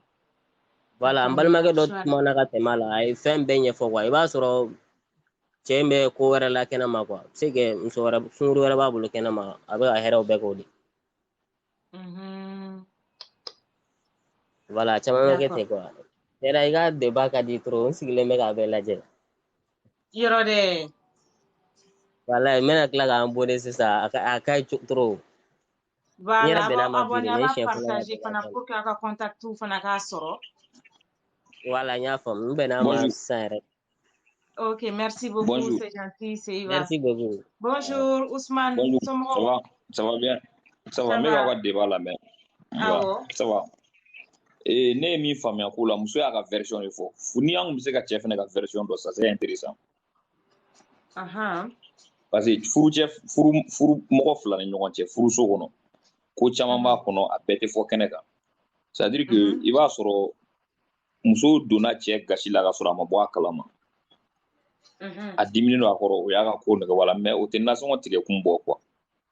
C'est pas une raison valable pour que ka nasɔngɔ tigɛ mais moi je pense que muso i ni cɛ aw bɛ ɲɔgɔn kan cɛ de jara cɛ ye furu ka na n'i ye so kɔnɔ s'il y a un problème tu dois être capable de trouver une solution e de b'a dɔn nin ye cɛ aw cɛ kun bɛ ta mais nin wagati in na aw tɛ ten bilen mun de b'a to aw bɛ segin ɲɔgɔn ma sisan ka kɛ kɔrɔlen ɲɔgɔn ye c'est à la femme de trouver une solution o de la fɔ ko musow tɛ kelen ye quoi hali n'a bɛ sunkuru de tigɛ kɛnɛma hali ni sunkuru de b'a bolo kɛnɛma elle doit être en mesure i ni cɛ o cɛ bɛ ɲɔgɔn kan aw bɛ so de kɔnɔ cɛ man ka se k'i kɛɲɛ fo n'o y'a sɔrɔ e yɛrɛ ka musoya ma dafa sinon ne tɛ sɔn o ma cɛ tɛ se ka muso kɛɲɛ so kɔnɔ muso bɛ se ka dɛsɛ cɛ la n'aw tɛ ɲɔgɔn kan mais tant qu'aw bɛ ɲɔgɔn kan tu dois être capable de k'a dɔn min ka di cɛ min man d'a ye e ka to k'o kɛ fana a bɛ sɔn a bɛ segin ma e b'a dɔn min ka di cɛ min man d'a ye donc toujours min ka d'a ye e ka to k'o kɛ fana tôt ou tard il va revenir vers toi m'a fɔ a tɛ sunkuru tigɛ dɛ u y'a fɔ cogo min a bɛ se ka kɛ muso wɛrɛ b'a bolo kɛnɛma actuellement c'est possible mais c'est à la femme maintenant de trouver une solution tɛ dɔwɛrɛ i yɛrɛ ka musoya kɔnɔna na i b'a dɔn nin ye ne cɛ de a ka di n tɛ fɛ an cɛ ka tiɲɛ n'a ma nasɔngɔ di solution i bɛ se ka solution kɛ aw ni ɲɔgɔn cɛ solution bɛ bɔ muso yɛrɛ de ka côté la a ma se a ka bɔ k'a ɲɛfɔ yɛrɛ quoi elle doit être capable à mesure ka cɛ nɛgɛ quoi an ye muso ka version de mɛn mais an t'a dɔn min tɛmɛna ni cɛ cɛ réellement. Mais Ousmane e yɛrɛ bolo fɛn kan ka tɛmɛ mɔgɔ ni muso cɛ fo ka taa se nasɔngɔ tigɛ ma pendant 3 mois i tɛ nasɔngɔ di yan. Non n'a y'a sɔrɔ a nɛgɛ bɔra a la n'a ye nasɔngɔ tigɛ a la a bɛ muso dɔw étouffer olu bɛ furusa demander u bɛ taa o bɛ kɛ muso dɔw t'o kun quoi a filɛ ka min k'a la muso bɛ hali ni nasɔngɔ tigɛ la une semaine u b'u ka minɛn cɛ ka t'u ka so o b'a fɔ ko cɛ dɛsɛra n kɔrɔ bon peut-être que cɛ bɛ fɛ k'a gɛn n'o charte ye quoi donc il va la pousser à bout à ce que mais yɛrɛ ka voilà décision ale ta bɛ taa sisan parce que déjà ale yɛrɛ u bɛ muso yɛrɛ tanti yɛrɛ de ka so ye ko n'a nege bɔra a la n'ale de bɛ taa sisan ta kɛ i b'o ɲɛfɔ i bɛ taa sa kɛ parce que a bɛ muso tanti de ale b'a burana de u la logelen bɛ muso tanti ka so jɔlen de kɔnɔna na bon depuis ça veut dire que muso de nɔrɔla cɛ la pour que a ka furu kɛ e ka kuma in b'o de yira ça va bien Gani ka ça va bien wa n bɛ fɛ ka min fɔ effectivement n bɛ fɛ ka min fɔ ye quoi c'est à dire que n'i y'a ye muso somɔgɔw ye muso la don cɛ muso furu ka d'a ma ka tila ka siyɔrɔ d'u ma ça veut dire que muso se bɛ muso somɔgɔw ye ka tɛmɛ cɛ kan donc cɛ de ka ko kun ka bon denni ma donc denni imposé diyagoya a ka ale bɛ fɛ ka k'a muso ye donc maintenant i b'a sɔrɔ cɛ donna nata la a nata ma fa a bɛ fɛ ka taa quoi nin y'o de ye quoi ne tun tɛ nin yɔrɔnin kalama débat kɔnɔ sisan i filɛ ka nin fɔ nata furu de don quoi c'est-à-dire le monsieur il est venu pour un objectivement atteint donc il se cherche maintenant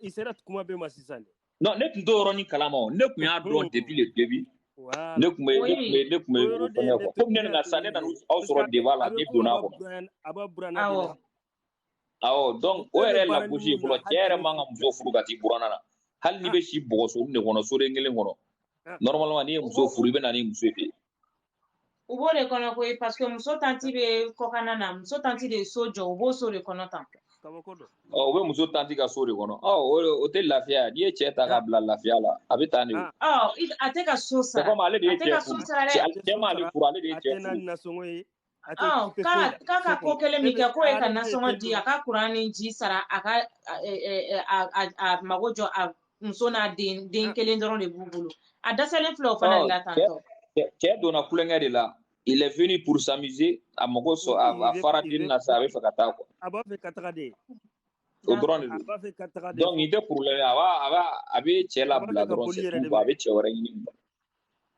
c'est à dire que i b'a dɔn diɲɛlatigɛ la on est 4 milliards de personnes sur terre c'est pas forcé que ni mɔgɔ dɔ ma bɛn k'i tɛ mɔgɔ sɔrɔ mɔgɔ min b'i fɛ quoi ni min tɛ ɲɔgɔn faamu dɔrɔn i b'a to i bɛ mɔgɔ wɛrɛ ɲini c'est valable pour l'homme et pour la femme aussi bɛɛ tɛ se ka kɛ mɔgɔ fɛ quoi comme bɛɛ fɛnɛ tɛ se ka ban mɔgɔ la voilà bɛɛ tɛ se ka kɛ mɔgɔ fɛ comme bɛɛ tɛ se ka ban mɔgɔ la n'i y'a ye ni mɔgɔ min ka ko bɛ taa n'o b'a ka mɔgɔya kɛ n'i y'a ye ni min tɛ bɛn i bɛ yɔrɔ jan o la c'est tout quoi ça c'est vrai voilà d'accord a faamuyara Ousmane merci beaucoup a bɛ ten de quoi d'accord merci beaucoup alisa a bɛ to an ka live kɔrɔ a b'a partager fana a bɛ to ka cœur ninnu bila sa o b'a diya ok d'accord a y'a faamu merci d'accord merci beaucoup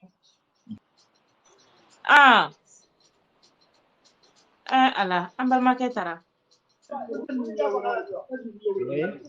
Siribe somɔgɔw Saka ça va ça va cogo di ça va bien ko ka ɲi alhamdulillah i yɛrɛ don ça va bien ni fama dɔɔni aw b'a kan walayi an bɛ yan basi foyi t'an na aw bɛ débat la sɔgɔmada in na an bɛ débat la sɔgɔmada in na i ye débat lamɛn ne ma lamɛn ne y'i kunkolo dɔrɔn ne donna ne t'a dɔn débat bɛ min kan d'accord donc Saka an ka bi thème bɛ min kan an balimamuso dɔ de ko ale furulen don nin y'a san damadɔ ye se kun t'a cɛ ye donc ale tanti de bɛ kɔkanna na tanti de filɛ nin ye ka so jɔ pour que u bɛ don so in kɔnɔ cogo min na u b'ale tanti de ka so donc cɛ ka devoir kun ye min ye dɔrɔn ka nasɔngɔ bɔ ani ka kuran sara ka ji sara nin fana ye kalo damadɔ ye cɛ dɛsɛlen don o fana la a tɛ nasɔngɔ bɔ hali kuran in fana a t'o fana sara ko donc tuma dɔ la cɛ bɛ se ka hali 3 mois kɛ a tɛ nasɔngɔ bɔ ale y'a ɲininka pourquoi o tuma don o don e bɛ bɔ i b'a fɔ k'i bɛ taa baarakɛyɔrɔ la e bɛ se ka don cogo di fo ka taa se 3 mois ma nasɔngɔ tɛ e bolo kan kelen jɔlen tɛ ka sɔrɔ cɛ da k'a fɔ ale ɲɛna donc ale de bɛ ka conseil demander an fɛ sisan yala ale ka nin ko in kɛ cogo di vraiment mais a ka se cɛ balimaw ma kɛ à mon avis donc a ka se cɛ balimaw ma donc a bɛ se ka kɛ cɛ bɛ ka fɛn dɔ don a la ou bien n'a bɛ balimaw bɛ fɛn dɔ kalama cɛ ka vie la ni a tɛ ko Saka an tulo t'i la kosɛbɛ ko i t'a essayer ka fɛn gɛrɛ dɔɔni Ngo à mon avis ne bolo akase cɛ balimaw ban ka ɲininkali kɛ quoi kana dan a kelen ma quoi. D'accord. Voilà donc parce que a bɛ se ka kɛ cɛ bɛ situation dɔ kɔnɔ a bɛ ka maloya ou bien a ka se cɛ terikɛw ma quand même mon avis quand même a bɛ se ka kɛ fɛn dɔw bɛ yen a tɛ se k'a ɲɛfɔ muso ɲɛna pour le moment. Donc n'a sɔrɔ muso bɛ se ka teriw bɛ balimaw siraw ni fɛn wɛrɛw kan a bɛ se ka kɛ fɛn dɔ bɛ yen. Sûr et certain dɔ bɛ min kalama ni cɛ yɛrɛ tɛ se k'o partager n'a bɛ n'a cɛ mais a bɛ se ka kɛ a bɛ mɔgɔ sɔrɔ min b'o dɔn. Min fɛnɛ bɛ se ka bilasira cɛ ka situation kow ni fɛnw la quoi. Parce que a sugu ma nɔgɔn parce que i t'i ka so i tɛ nasɔngɔ sara i tɛ foyi sara bon o situation sugu la ten a ma nɔgɔn quoi.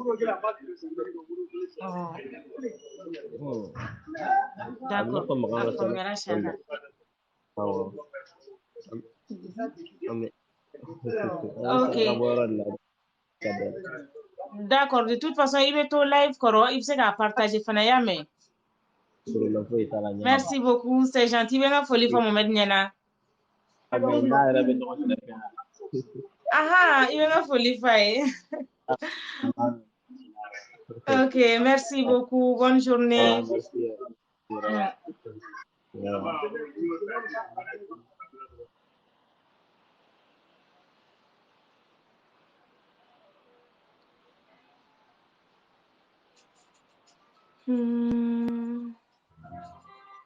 Mega essayer ka beta ko Traoré Ousmane. Mega essayer ka auta.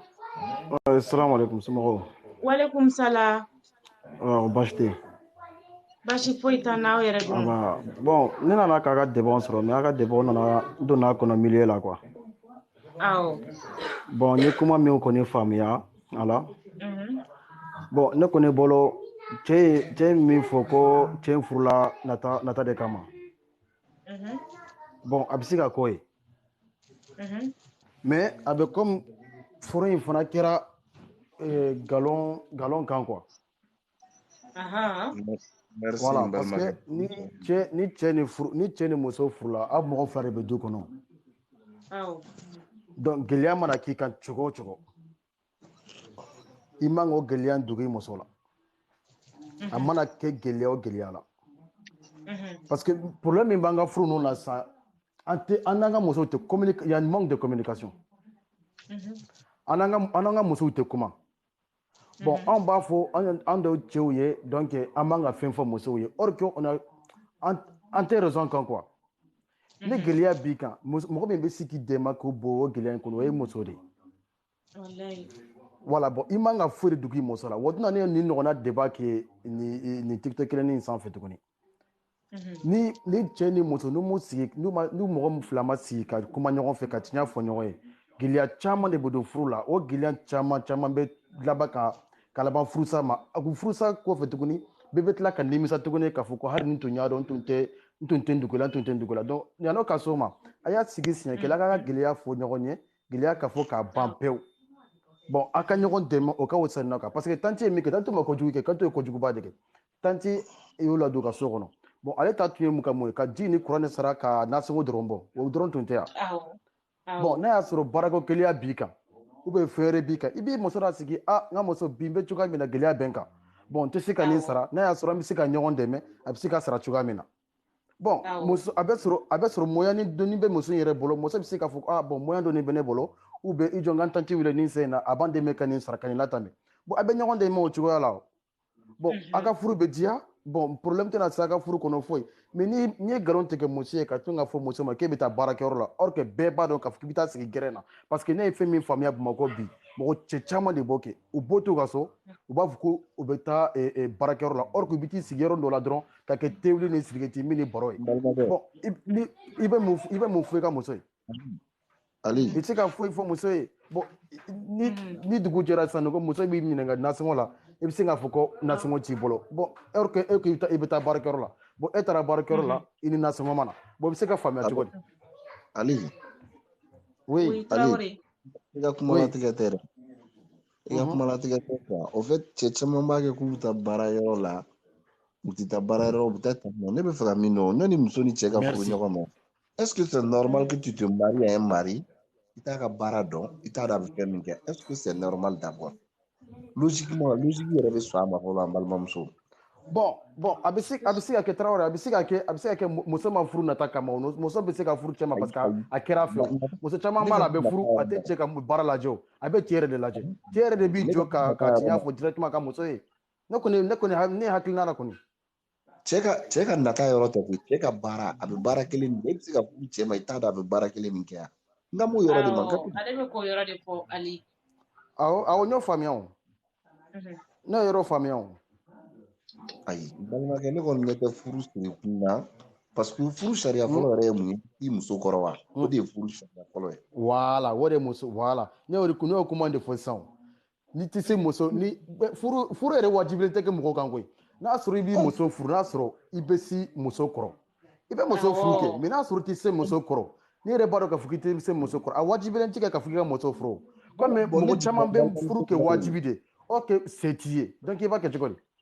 Ayi ne jiginna n balimamuso de la yen parce que nin ko in bɛɛ la n balimamuso ka n'a somɔgɔw muso n'a mansaw de ye nin ko in bɛɛ kɔrɔ ka ko in kɛ ma histoire in bɛɛ faamu wa histoire in bɛɛ ma fɔ parce que ne t'a dɔn mɔgɔ min t'i fɛn na ça veut dire que a tɛ s'i kɔrɔ kamalenkɔrɔ bɛ taa furu ma yɔrɔ yɔrɔ a bɛ taa furu ma yɔrɔ yɔrɔ ka taa yɛlɛma e ni somɔgɔw kan ça veut dire que a tɛ fɛn na de o. ou bien a tɛ s'a yɛrɛ kɔrɔ mɔgɔ min ma s'a yɛrɛ kɔrɔ e bɛ fɛ ka se e kɔrɔ cogo di sa. O fana bɛ yen. o yɔrɔ la ne jiginna n balimamuso la dɛ cɛ kɔni ne tɛ kuma cɛ in na yɔrɔ la. Traoré i ka kuma la tigɛ ten komi Mali la. N bɛna tila ka sujet fɔ sisan Abdul. Comme Mali la hinɛ bɛ yen a bɛ sɔrɔ muso balima ninnu fana hinɛna cɛ la kɛ parce que moyen t'a bolo o hinɛna ka den d'a ma kɛ.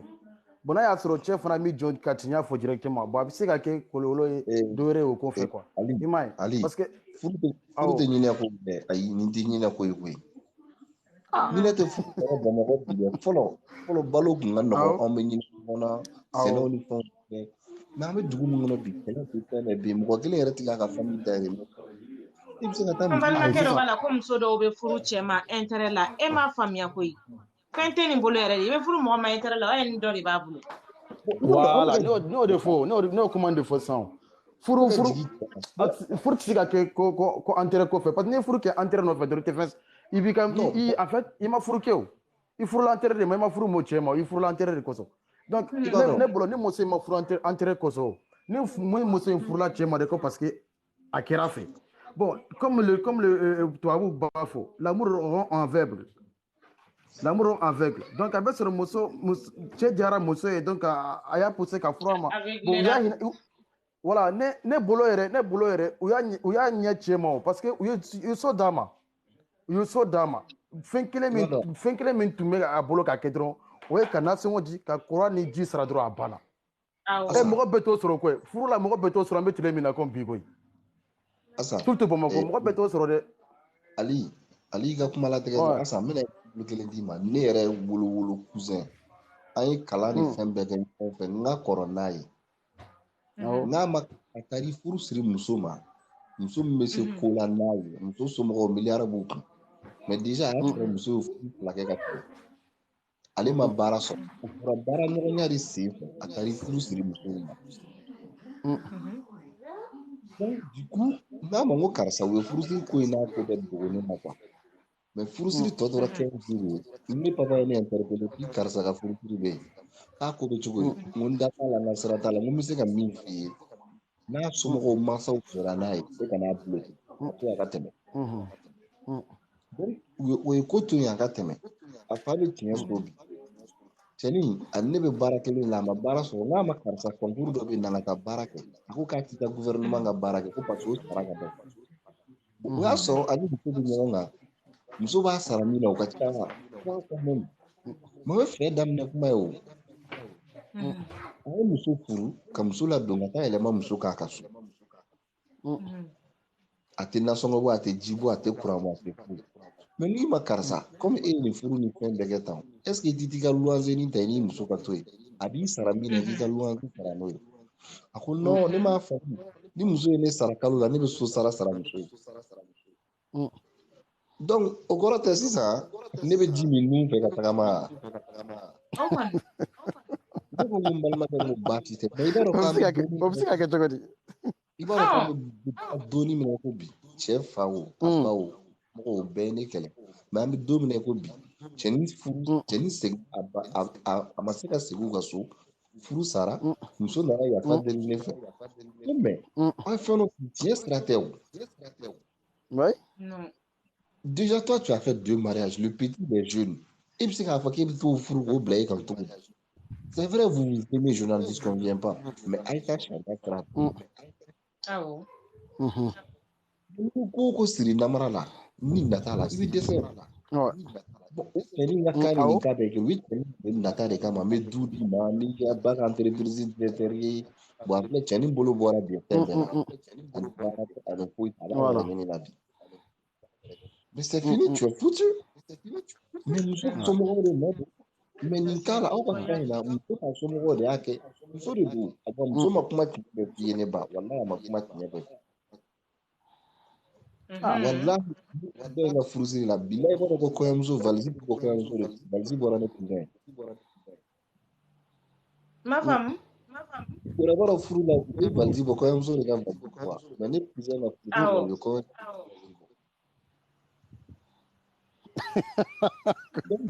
yoro la ibaro ko koti sebe ko kwani obi vraiment il a donné nata kono mais nata jine wotoro de do quoi obi do akono ka bulni mais atita yoro ja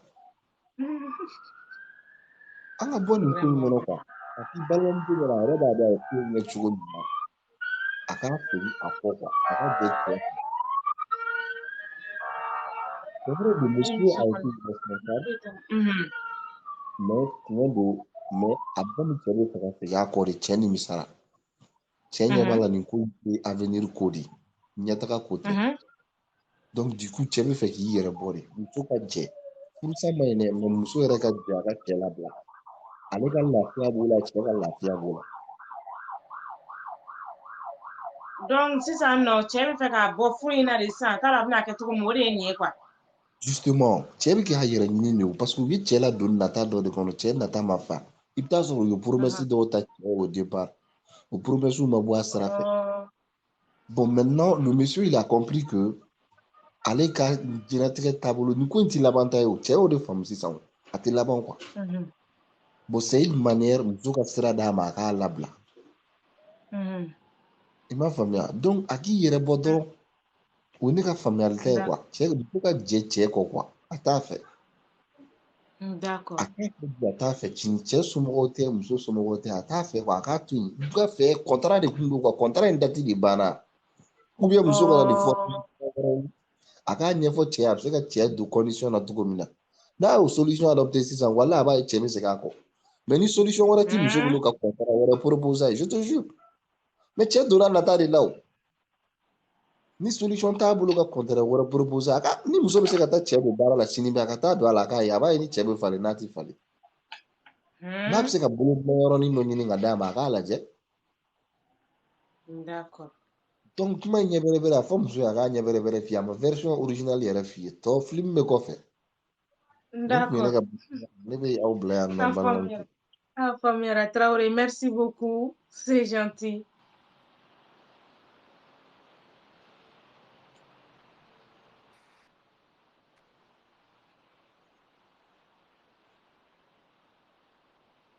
Bonjour. Allô? Ça va? Ça va, somɔgɔw bɛ di? Alhamdulillah. Nse. I yɛrɛ dun ça va? Ça va. A y'an ka bi thème mɛn? Hein? Mais quoi? I ye bi thème lamɛn? Bon, n ye dɔgɔnin nana sɔrɔ a bɛ camancɛ la quoi. D'accord. Donc komi Momo de Paris fana b'a la ko ka thème ɲɛfɔ an ɲɛna. An balimamuso ko k'ale furulen don nin y'a san damadɔni ye. Donc se tun t'ale cɛ ye. Ale tanti bɛ kɔkana la. Ale tanti yɛrɛ de ye so jɔ pour que ale ni cɛ bɛ se ka taa to o so kɔnɔ cogo min na. Ale ni a cɛ yɛlɛmalen b'a tanti ka so de. Donc cɛ ka devoir tun ye ko kelen min ye o ye ka so courant wari ni ji wari sara ani ka nasɔngɔ bɔ. Nin fana y'a kalo damadɔni ye cɛ dɛsɛlen don o fana na cɛ b'a la k'ale cɛ tɛ ka se ka courant sara tɛ ka se ka ji sara ate ka se ali ka nasɔngɔ in fana bɔ donc ale fana ye cɛ ɲininka ale ko karisa e bɛ bɔ don o don k'a fɔ k'i bɛ taa baarakɛyɔrɔ la i bɛ bɔ sɔgɔma i bɛ na su fɛ mais 3 mois a bɛ se ka 3 mois kɛ a tɛ nasɔngɔ di o bɛ se ka kɛ cogo di yala marché de tɛ ou bien mun de bɛ yen nɔ cɛ tɛ ka se ka kan kelen jɔlen fɔ ale ɲɛna donc ale de bɛ ka an ɲininka sisan nɔ conseil la a bɛ se ka ko min kɛ nin ko la voilà. Dans ce cas, quand même, avant qu'il y ait un fou là, tu as son chef de chocodi. Ale n'a cɛ kun b'u débrouiller u kun bɛ ɲɔgɔn fɛ wa balima furu tɛ jagoya furu tɛ u kun bɛ ɲɔgɔn fɛ yɛrɛ de u kun b'u débrouiller ɲɔgɔn fɛ tout. D'accord, cɛ bɛ bɔ ka taa baarakɛyɔrɔ la cɛ y'a fɔ ale ko muso ɲɛna k'a bɛ baara min na cɛ y'o baara kelen fɔ muso ye. Ko cɛ ka butigi bɛ sugu kɔnɔna na a bɛ feere de kɛ sugu kɔnɔ a ka butigi bɛ. Donc bitigi bɛ cɛ bolo sugu kɔnɔ cɛ bɛ feere kɛ bitigi la sugu kɔnɔ donc bitigi filɛ a kɛra cogo cogo don jara don ma ja a kɛra cogo cogo hali ni sannimakɛ ni dɔgɔninba kɔni a kɛra cogo i tɛ se ka tɛmɛ 3,000 4,000 ɲɔgɔnna kɛ i bɛ se k'o sɔrɔ. ou bien. mais n'i y'a ye cɛ tigɛ cɛ ma se ka courant sara a ma se ka ji sara donc c'est que cɛ bɛ ko wɛrɛ la kɛrɛfɛ muso tɛ min kalama ou bien cɛ muso nege bɔra cɛ la a bɛ fɛ k'i débarrasser ka bɔ a la. Allô? Comment est plus par Bekaro de Yémen? Bonne arrivée, Momo de Paris. Ouais, ça va, parce que... Quand faut être... Ça va, Kalamina. Cɛ se ka dɛsɛ courant ye joli? Grand frère, comme ne bɛna baara daminɛ quoi, kuma tigɛlen tɛ quoi, ne bɛna n ka avis fɔ dɔrɔn n bɛ jigin parce que n bɛna baara daminɛ. N'a tɛ k'i ma baasi ye, Traoré. Ah, ok, y a pas de problème. Moi, je kuma fɔ, ça va? Ok, Momo, k'i bɛ se ka kuma. Voilà, Ewa, la connexion m'a stabilisé fɔlɔ dɛ. Momo, a ka connexion m'a stabilisé donc Traoré i bɛ se ka tɛmɛ n'i ka kuma ye. Bon, n'i y'a jateminɛ c'est que cɛ kun bɛ nata dɔ de la muso bolo parce que muso somɔgɔ déjà kan b'u da ka ban. Cɛw nata don muso ka ko la. Maintenant n'i y'a ye cɛ bɛ ka min ɲini muso kun cɛ m'o sɔrɔ. Donc c'est que cɛ bɛ fɛ k'i débarrasser ka bɔ muso la a tɛ muso fɛ. D'accord. Bon tagalen ɲɛfɛ a laban a bɛ kɛ gasi yɛrɛ n'a ti ɲɛ u k'a dabila. Ok, d'accord. Parce que fɛn bɛ se ka to muso ma quoi. Furu ye sutura ye muso y'a ka devoir kɛ parce que déjà muso ye cɛ sutura hali k'a da i bɛ si su ye. O y'u wele dɛ. D'accord. A faamuyara Traoré. Hali k'a da i bɛ si su ye o t'i fɛ fɔlɔ. Dɔ kɛ ka mɔgɔ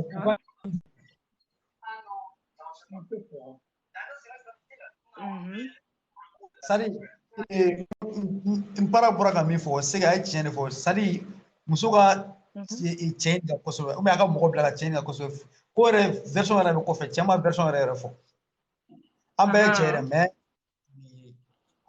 mais ko dɔ dogolen bɛ kɔfɛ ou bien cɛ muso dɔ ta a bɛ débarrasser ka bɔ muso in na ou bien kelen a bɛna muso dɔ furu a bɛ fɛ k'i débarrasser ka bɔ muso in na. D'accord. O a faamuyara. Donc o dɔ de bɛ sɔrɔ quoi.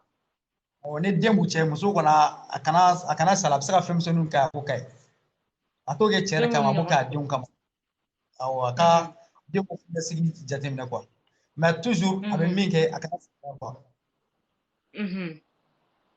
a mana kɛ cogo cogo a tiɲɛ bɛ dɔn quoi danpe de ta a tɛ mɛn yɛrɛ i filɛ ka fɔ cogo min n'a sɔrɔ tiɲɛ don awɔ. Ok, a faamuyara. Merci beaucoup Traoré i ka intervention diyara an ye halisa aw bɛ to live kɔrɔ. N'Ala sɔnna inchallah. Merci, bonne journée. An b'a lajɛ ka mɔgɔ wɛrɛw fana ta. Allô? Allô? Oui, Allô, bonjour. salam alaikum. Wa alaikum Ça va? salam. Ça va bien. N'aw ka fɛn lamɛn. Awɔ. N balimakɛ bɛ ka mun fɔ a tɛ tɛmɛ o kan. A ka cɛ lasigi cɛ ɲininka a ɲɛ na ko min bɛ tiɲɛ yɛrɛ la a k'a tiɲɛ yɛrɛ fɔ. I mana dɔgɔya nasɔngɔ na cogo cogo 400 o 600 o n'i y'a di hali n'a b'a dafa a bɛ faamuya mais e bɛ taa sugu la don o don e tɛ fɛn sɔrɔ ka di ko dɔ bɛ cɛ kɔnɔ a bɛ cɛ lasigi ka kuma n'a ye n'a m'a faamuya a ka mɔgɔkɔrɔba dɔ ɲini sutura la o bɛ ɲɔgɔn faamuya cogo min a bɛ k'a kɛ kun min na a k'a dɔn. D'accord. Furu ye sutura la a bɛ ɲɔgɔn dɛmɛ ten de mais ni cɛ bɛ k'i dogo k'o de ɲɛf'a ye o de ka wusa i bɛ dɔ di ni fɛn t'i bolo don min na muso b'o faamuya mais kalo 3 e dun butigi la i b'a dɔn ma Vraiment.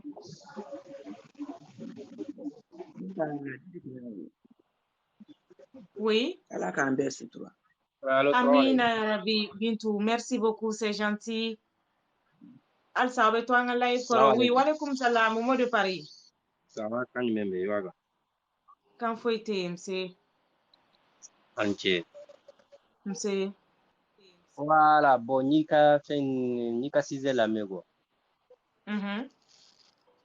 Moi je pense que muso kanka jija toujours quoi. Parce que pour qu'on a muso de munu bagaye quoi. D'accord. Donc muso kanka gelea do de traverser parce que ni ko denche ni den akera denke ni yo. Que ce soit un homme, une femme, ni ba ma baraka ma temeni gelea do e tu sais ka bla nyoro na quoi. Moi je pense que na ni gelea nous traverser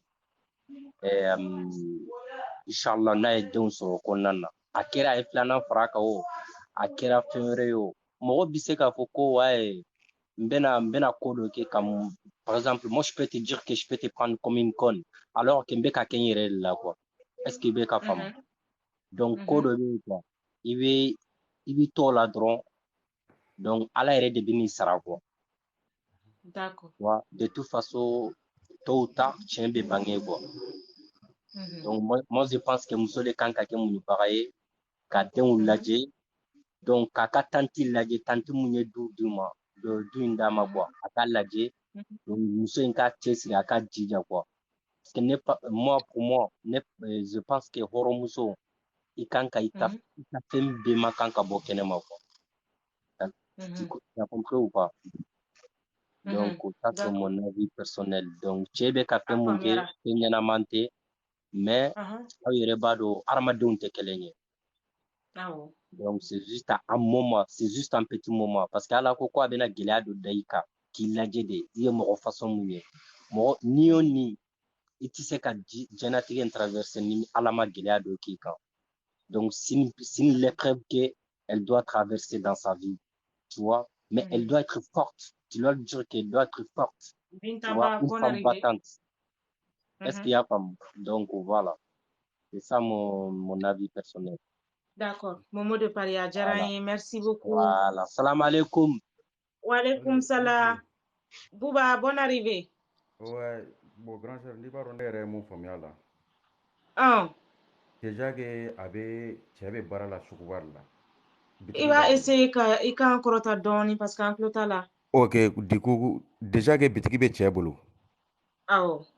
Muso yɛrɛ bɛ ni cɛ bɛ si ɲɔgɔn fɛ de ne cɛ wulila o a ka taa sigi cɛ kɛrɛfɛ bitigi kɔnɔ kɛ mun bɛ passé yen nɔ a bɛ n'o ye a ma se a ka cɛ la sigi k'a ɲininka terre en terre parce que cɛ bɛ se ka ni ne ye ne ɲininka o la ne b'a fɔ n ko zo n ka a bɛ taa n bɛ kalabanciya kɛ mais a bɛ baara mun na n'i yɛrɛ sera yen i yɛrɛ bɛ cɛ dɔn o la cɛ bɛ kanali min fɛ position b'a la a bɛ fɛ k'i janfa a tɛ fɛ k'i janfa i b'a bɛɛ ye ka sɔrɔ mɔgɔ ma nanfigi ma fɛn f'i ye jɔn ma fɛn f'i ye ko o dɔrɔn de tun bɛ ne fɛ k'o f'i ɲɛna a ka tugu cɛ kɔ ka taa donc mun mana y'a la a yɛrɛ b'o lakali ye ça c'est vrai merci grand sœur là je suis totalement d'accord voilà ka taa dɔrɔn Bouba diyara n ye merci beaucoup merci grand sœur ka tile yɛrɛ d'a ma amina rabi merci une boutique Abdul boutique b'a bolo je vais très bien Salim somɔgɔw bɛ di Salim million aw bɛ ka décourager cœur bila la yɔrɔ fo ne ka kuma yɔrɔ ou bien a ko kɛra cogo di k'a ka cœur to ka cœur ninw bila aw ka bouquet ninw bila ka na di yan nɔ aw ka diamant ninw bila ka na di yan nɔ a ye cœur bila a ye fɛn ninw bila pour que quand encourager sinon be décourager de yoro heure yere temena ka ban ro belambe barola jakte adela Salam alaikum. kama Walaikum salam somo wedi madame Sila Oui. ko kai Awo doni awere doni. ambe ambashi foitana Okay. Okay, donc ne ka avis mi ye bi. Balimakɛ bɔra ka min fɔ sisan nɔ tiɲɛ yɛrɛ la n'a a ye cɛ ɲininka maliyɛn cɛ kuma n tɛ dɔwɛrɛ dɔn n'i ye maliyɛn cɛ kɔni ɲininka mun bɛ yen a t'a f'i ɲɛna a bada lezi parce que maliyɛn cɛ kɛlen bɛ k'u yɛrɛ diɲɛ ni nkalontigɛ ye u musow ma ka sɔrɔ diɲɛlatigɛ kɔnɔna na mɔgɔ kan ka ko sugu bɛɛ kɛ i muso de kana tigɛ furu ɲɔgɔnya la i ko sugu bɛɛ kɛ i muso kana tigɛ i la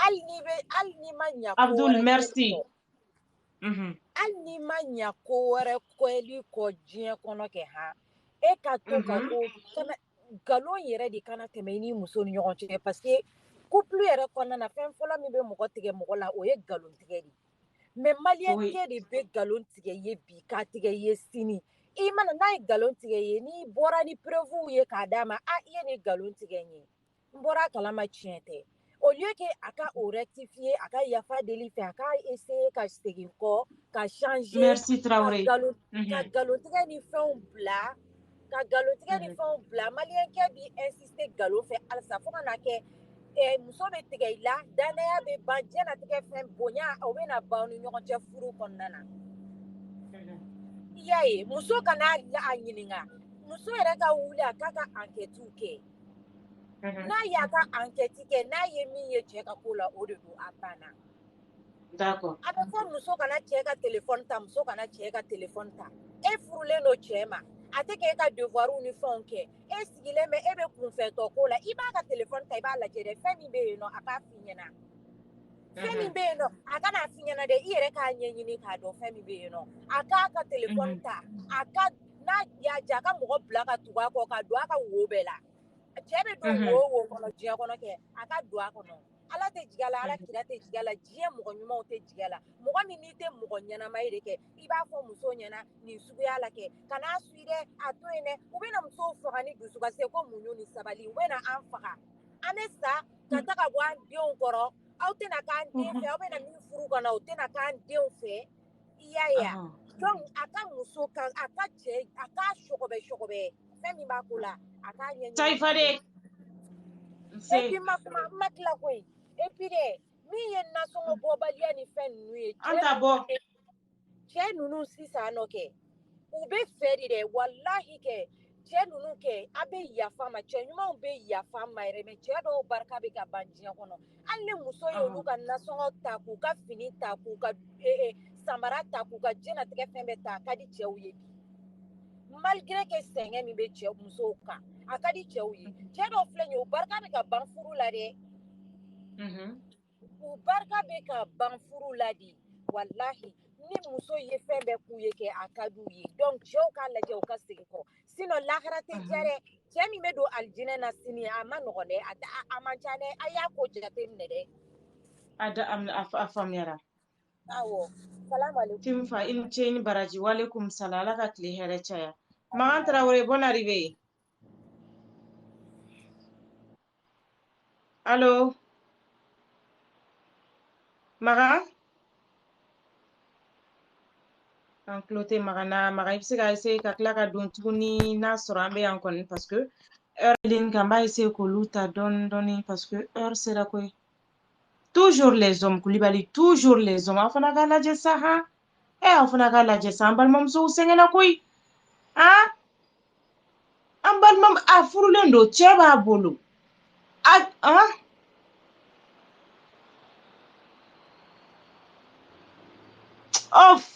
Abdul bɔra n'a ka kumaw ye tuguni k'a ka gorobaraw bila ka taga butigi vide ayiwa kuma filɛ sa dɛ Abdul i ni ce i ni baraji ala k'i sara i ni ce i ni baraji nin fana ye ide wɛrɛ ye a y'a ye sa k'a ka gorobaraw bila ka taa cɛ ka butigi vide a banna ay keru bla sa ay keru bla ni direct damena aga to ka partager o be baroja donc bi ama essayer ka bi demande blatento parce que heure tara. Voilà, donc mɔgɔ mago bɛ wusula na wusulanw bɛ yan nɔ gayiniw bɛ yan nɔ maɲɔkisɛninw bɛ yan nɔ n'aw sɔrɔ mago b'a la a bɛ message ci n ma dɔ ye conseil di yan sisan ko n kana numéro bila téléphone kɔrɔ numéro bila direct kɔrɔ ko sinon o b'a bloquer voilà aw yɛrɛ ɲɛ b'a ɲɛ la a ɲɛ yɛrɛ kɔni b'a bɛɛ fɔ ni aw mago b'a la a bɛ message ci n ma mɔgɔ minnu nalen kura don a bɛ se ka demande a bɛ se ka abonner na Asa ka baroni kɔni bɛ kɛ du lundi au vendredi à partir de 9h de Bamako et 11h de Paris. Asa ka baroni a contesti ye min ye aw ka message ci ma ni problème minnu b'aw da la a b'u ci comme ça ne bɛ direct kɛ mɔgɔw bɛ na u bɛ conseil d'aw ma solution bɛ sɔrɔ aw ka problème na cogo min na minnu sera ka don aw ka idéw an sera k'a bɛɛ ta en compte minnu ma se ka don fana a bɛ hakɛ to heure ka dɔgɔn dɔɔni. Voilà, donc ne kɔni sera ka idée kelen ne sera ka idée kelen sɔrɔ ni bi ko in na ne sera ka idée min sɔrɔ donc Binta Bako ale b'a kɛri yɛrɛ de di ne ma siɲɛ kelen a banna n cɛ ni barajala k'i sara n bɛ k'a makɔnɔ muso ka wuli ne balimamuso i tulo bɛ ne na i b'a lajɛ i bɛ wuli de i bɛ wuli i bɛ t'i sigi sɔgɔma i mana wuli i mana i den ka daraka dilan kɛ a ye t'aw sigi butigi in kɔnɔna na ba ye ni feere bɛ ni feere tɛ yen nɔ kɛ i yɛrɛ n'o dɔn ni min sanna a wari minɛ k'a bila poche kɔnɔ n'a sɔrɔ i ka furu nege b'i la halisa a wari minɛ k'a bila poche kɔnɔ ou bien aw k'a tila dɔɔni d'a ma ni 100 de sanna kɛ 40 d'a ma i bɛ taa ni 60 i bɛ t'o kɛ nasɔngɔ ye don o don t'i sigi fana i yɛrɛ fana kelen filɛ ka baara de sɔrɔ nin ye tantɔ ko ye n'i ka baara de daminɛ ni tantɔ ni den ma kɔrɔbaya ni den ye dɔɔni sɔrɔ kɛ taa don école la i ka wuli i ka to ka taa aw bɛɛ ka taa baara kɛ butigi in kɔnɔna na n'Ala sɔnna ma nasɔngɔ bɛ sɔrɔ donc ni mɔgɔ minnu ka problème bɛ n'a bɛ fɛ ka aw ka problème fana ka discuter tantôt aw bɛ message ci ma n ka inbox kana na n bɛna numéro dɔ fana bila n bɛ tila ka video kɛ n'a ye k'a bila n ka TikTok sanfɛ komi a fɔra ko direct kan ko kana to ka numéro bila donc n bɛna TikTok video ni dɔ kɛ n'a ye ka numéro ni email bila aw b'aw ka message ci ma o la aw fana ka problème bɛ na ni direct ni live kelen in kɔrɔ tantôt pour que aw bɛ solution sɔrɔ aw ka problème na mɔgɔ minnu tun bɛ yan nɔ aw bɛɛ lajɛlen ni ce aw ni baraji n b'aw sɛnsɛn ni misiki dumani ye ayiwa secret de femme bɛ yan nɔ babiw bɛ yen gayiniw bɛ yen wulitaw bɛ yen nɔ wusutaw bɛ yen nɔ wusutaw bɛ yen voilà wusulanbɛlɛnin bɛ yen ni mɔgɔ minnu mago b'a la wusulanbɛlɛw filɛ nin ye mɔgɔ minnu habitude ye ka to ka u tɛgɛ don wusulan na aw kana aw bolo don wusulan na a bɛ to ka ni pɛnsinin o fana feereta bɛ n bolo a bɛ pɛnsi don a b'a kɛ k'aw ka wusulan ta a b'a bila tasuma la nin fana a b'a kɛ fana k'aw ka charbon ta ka charbon mɛnɛ voilà ninnu bɛɛ bɛ yen nɔ secret de femme bɛ yen secret d'homme bɛ yen nɔ ni mɔgɔ minnu mago jɔra a la merci beaucoup Abdul c'est très gentil ne yɛrɛ kun ɲɛna ko yala k'a ka gorobaraw bila u ka taa butigi bɛɛ vide a k'a minɛn feere Abdul ko ten an balimamuso k'a minɛn feere k'a bila compte dɔ la a bɛ to k'a ta dɔɔni dɔɔni k'a k'a ka nasɔngɔ ye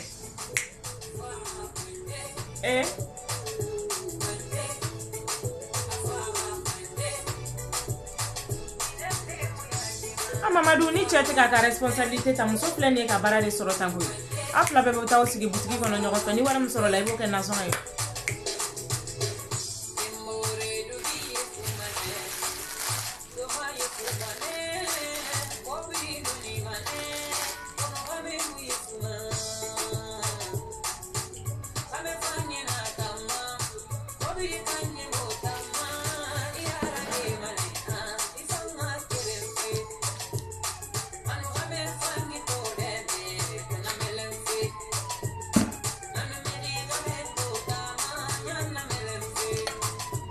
Merci beaucoup, abonnez-vous.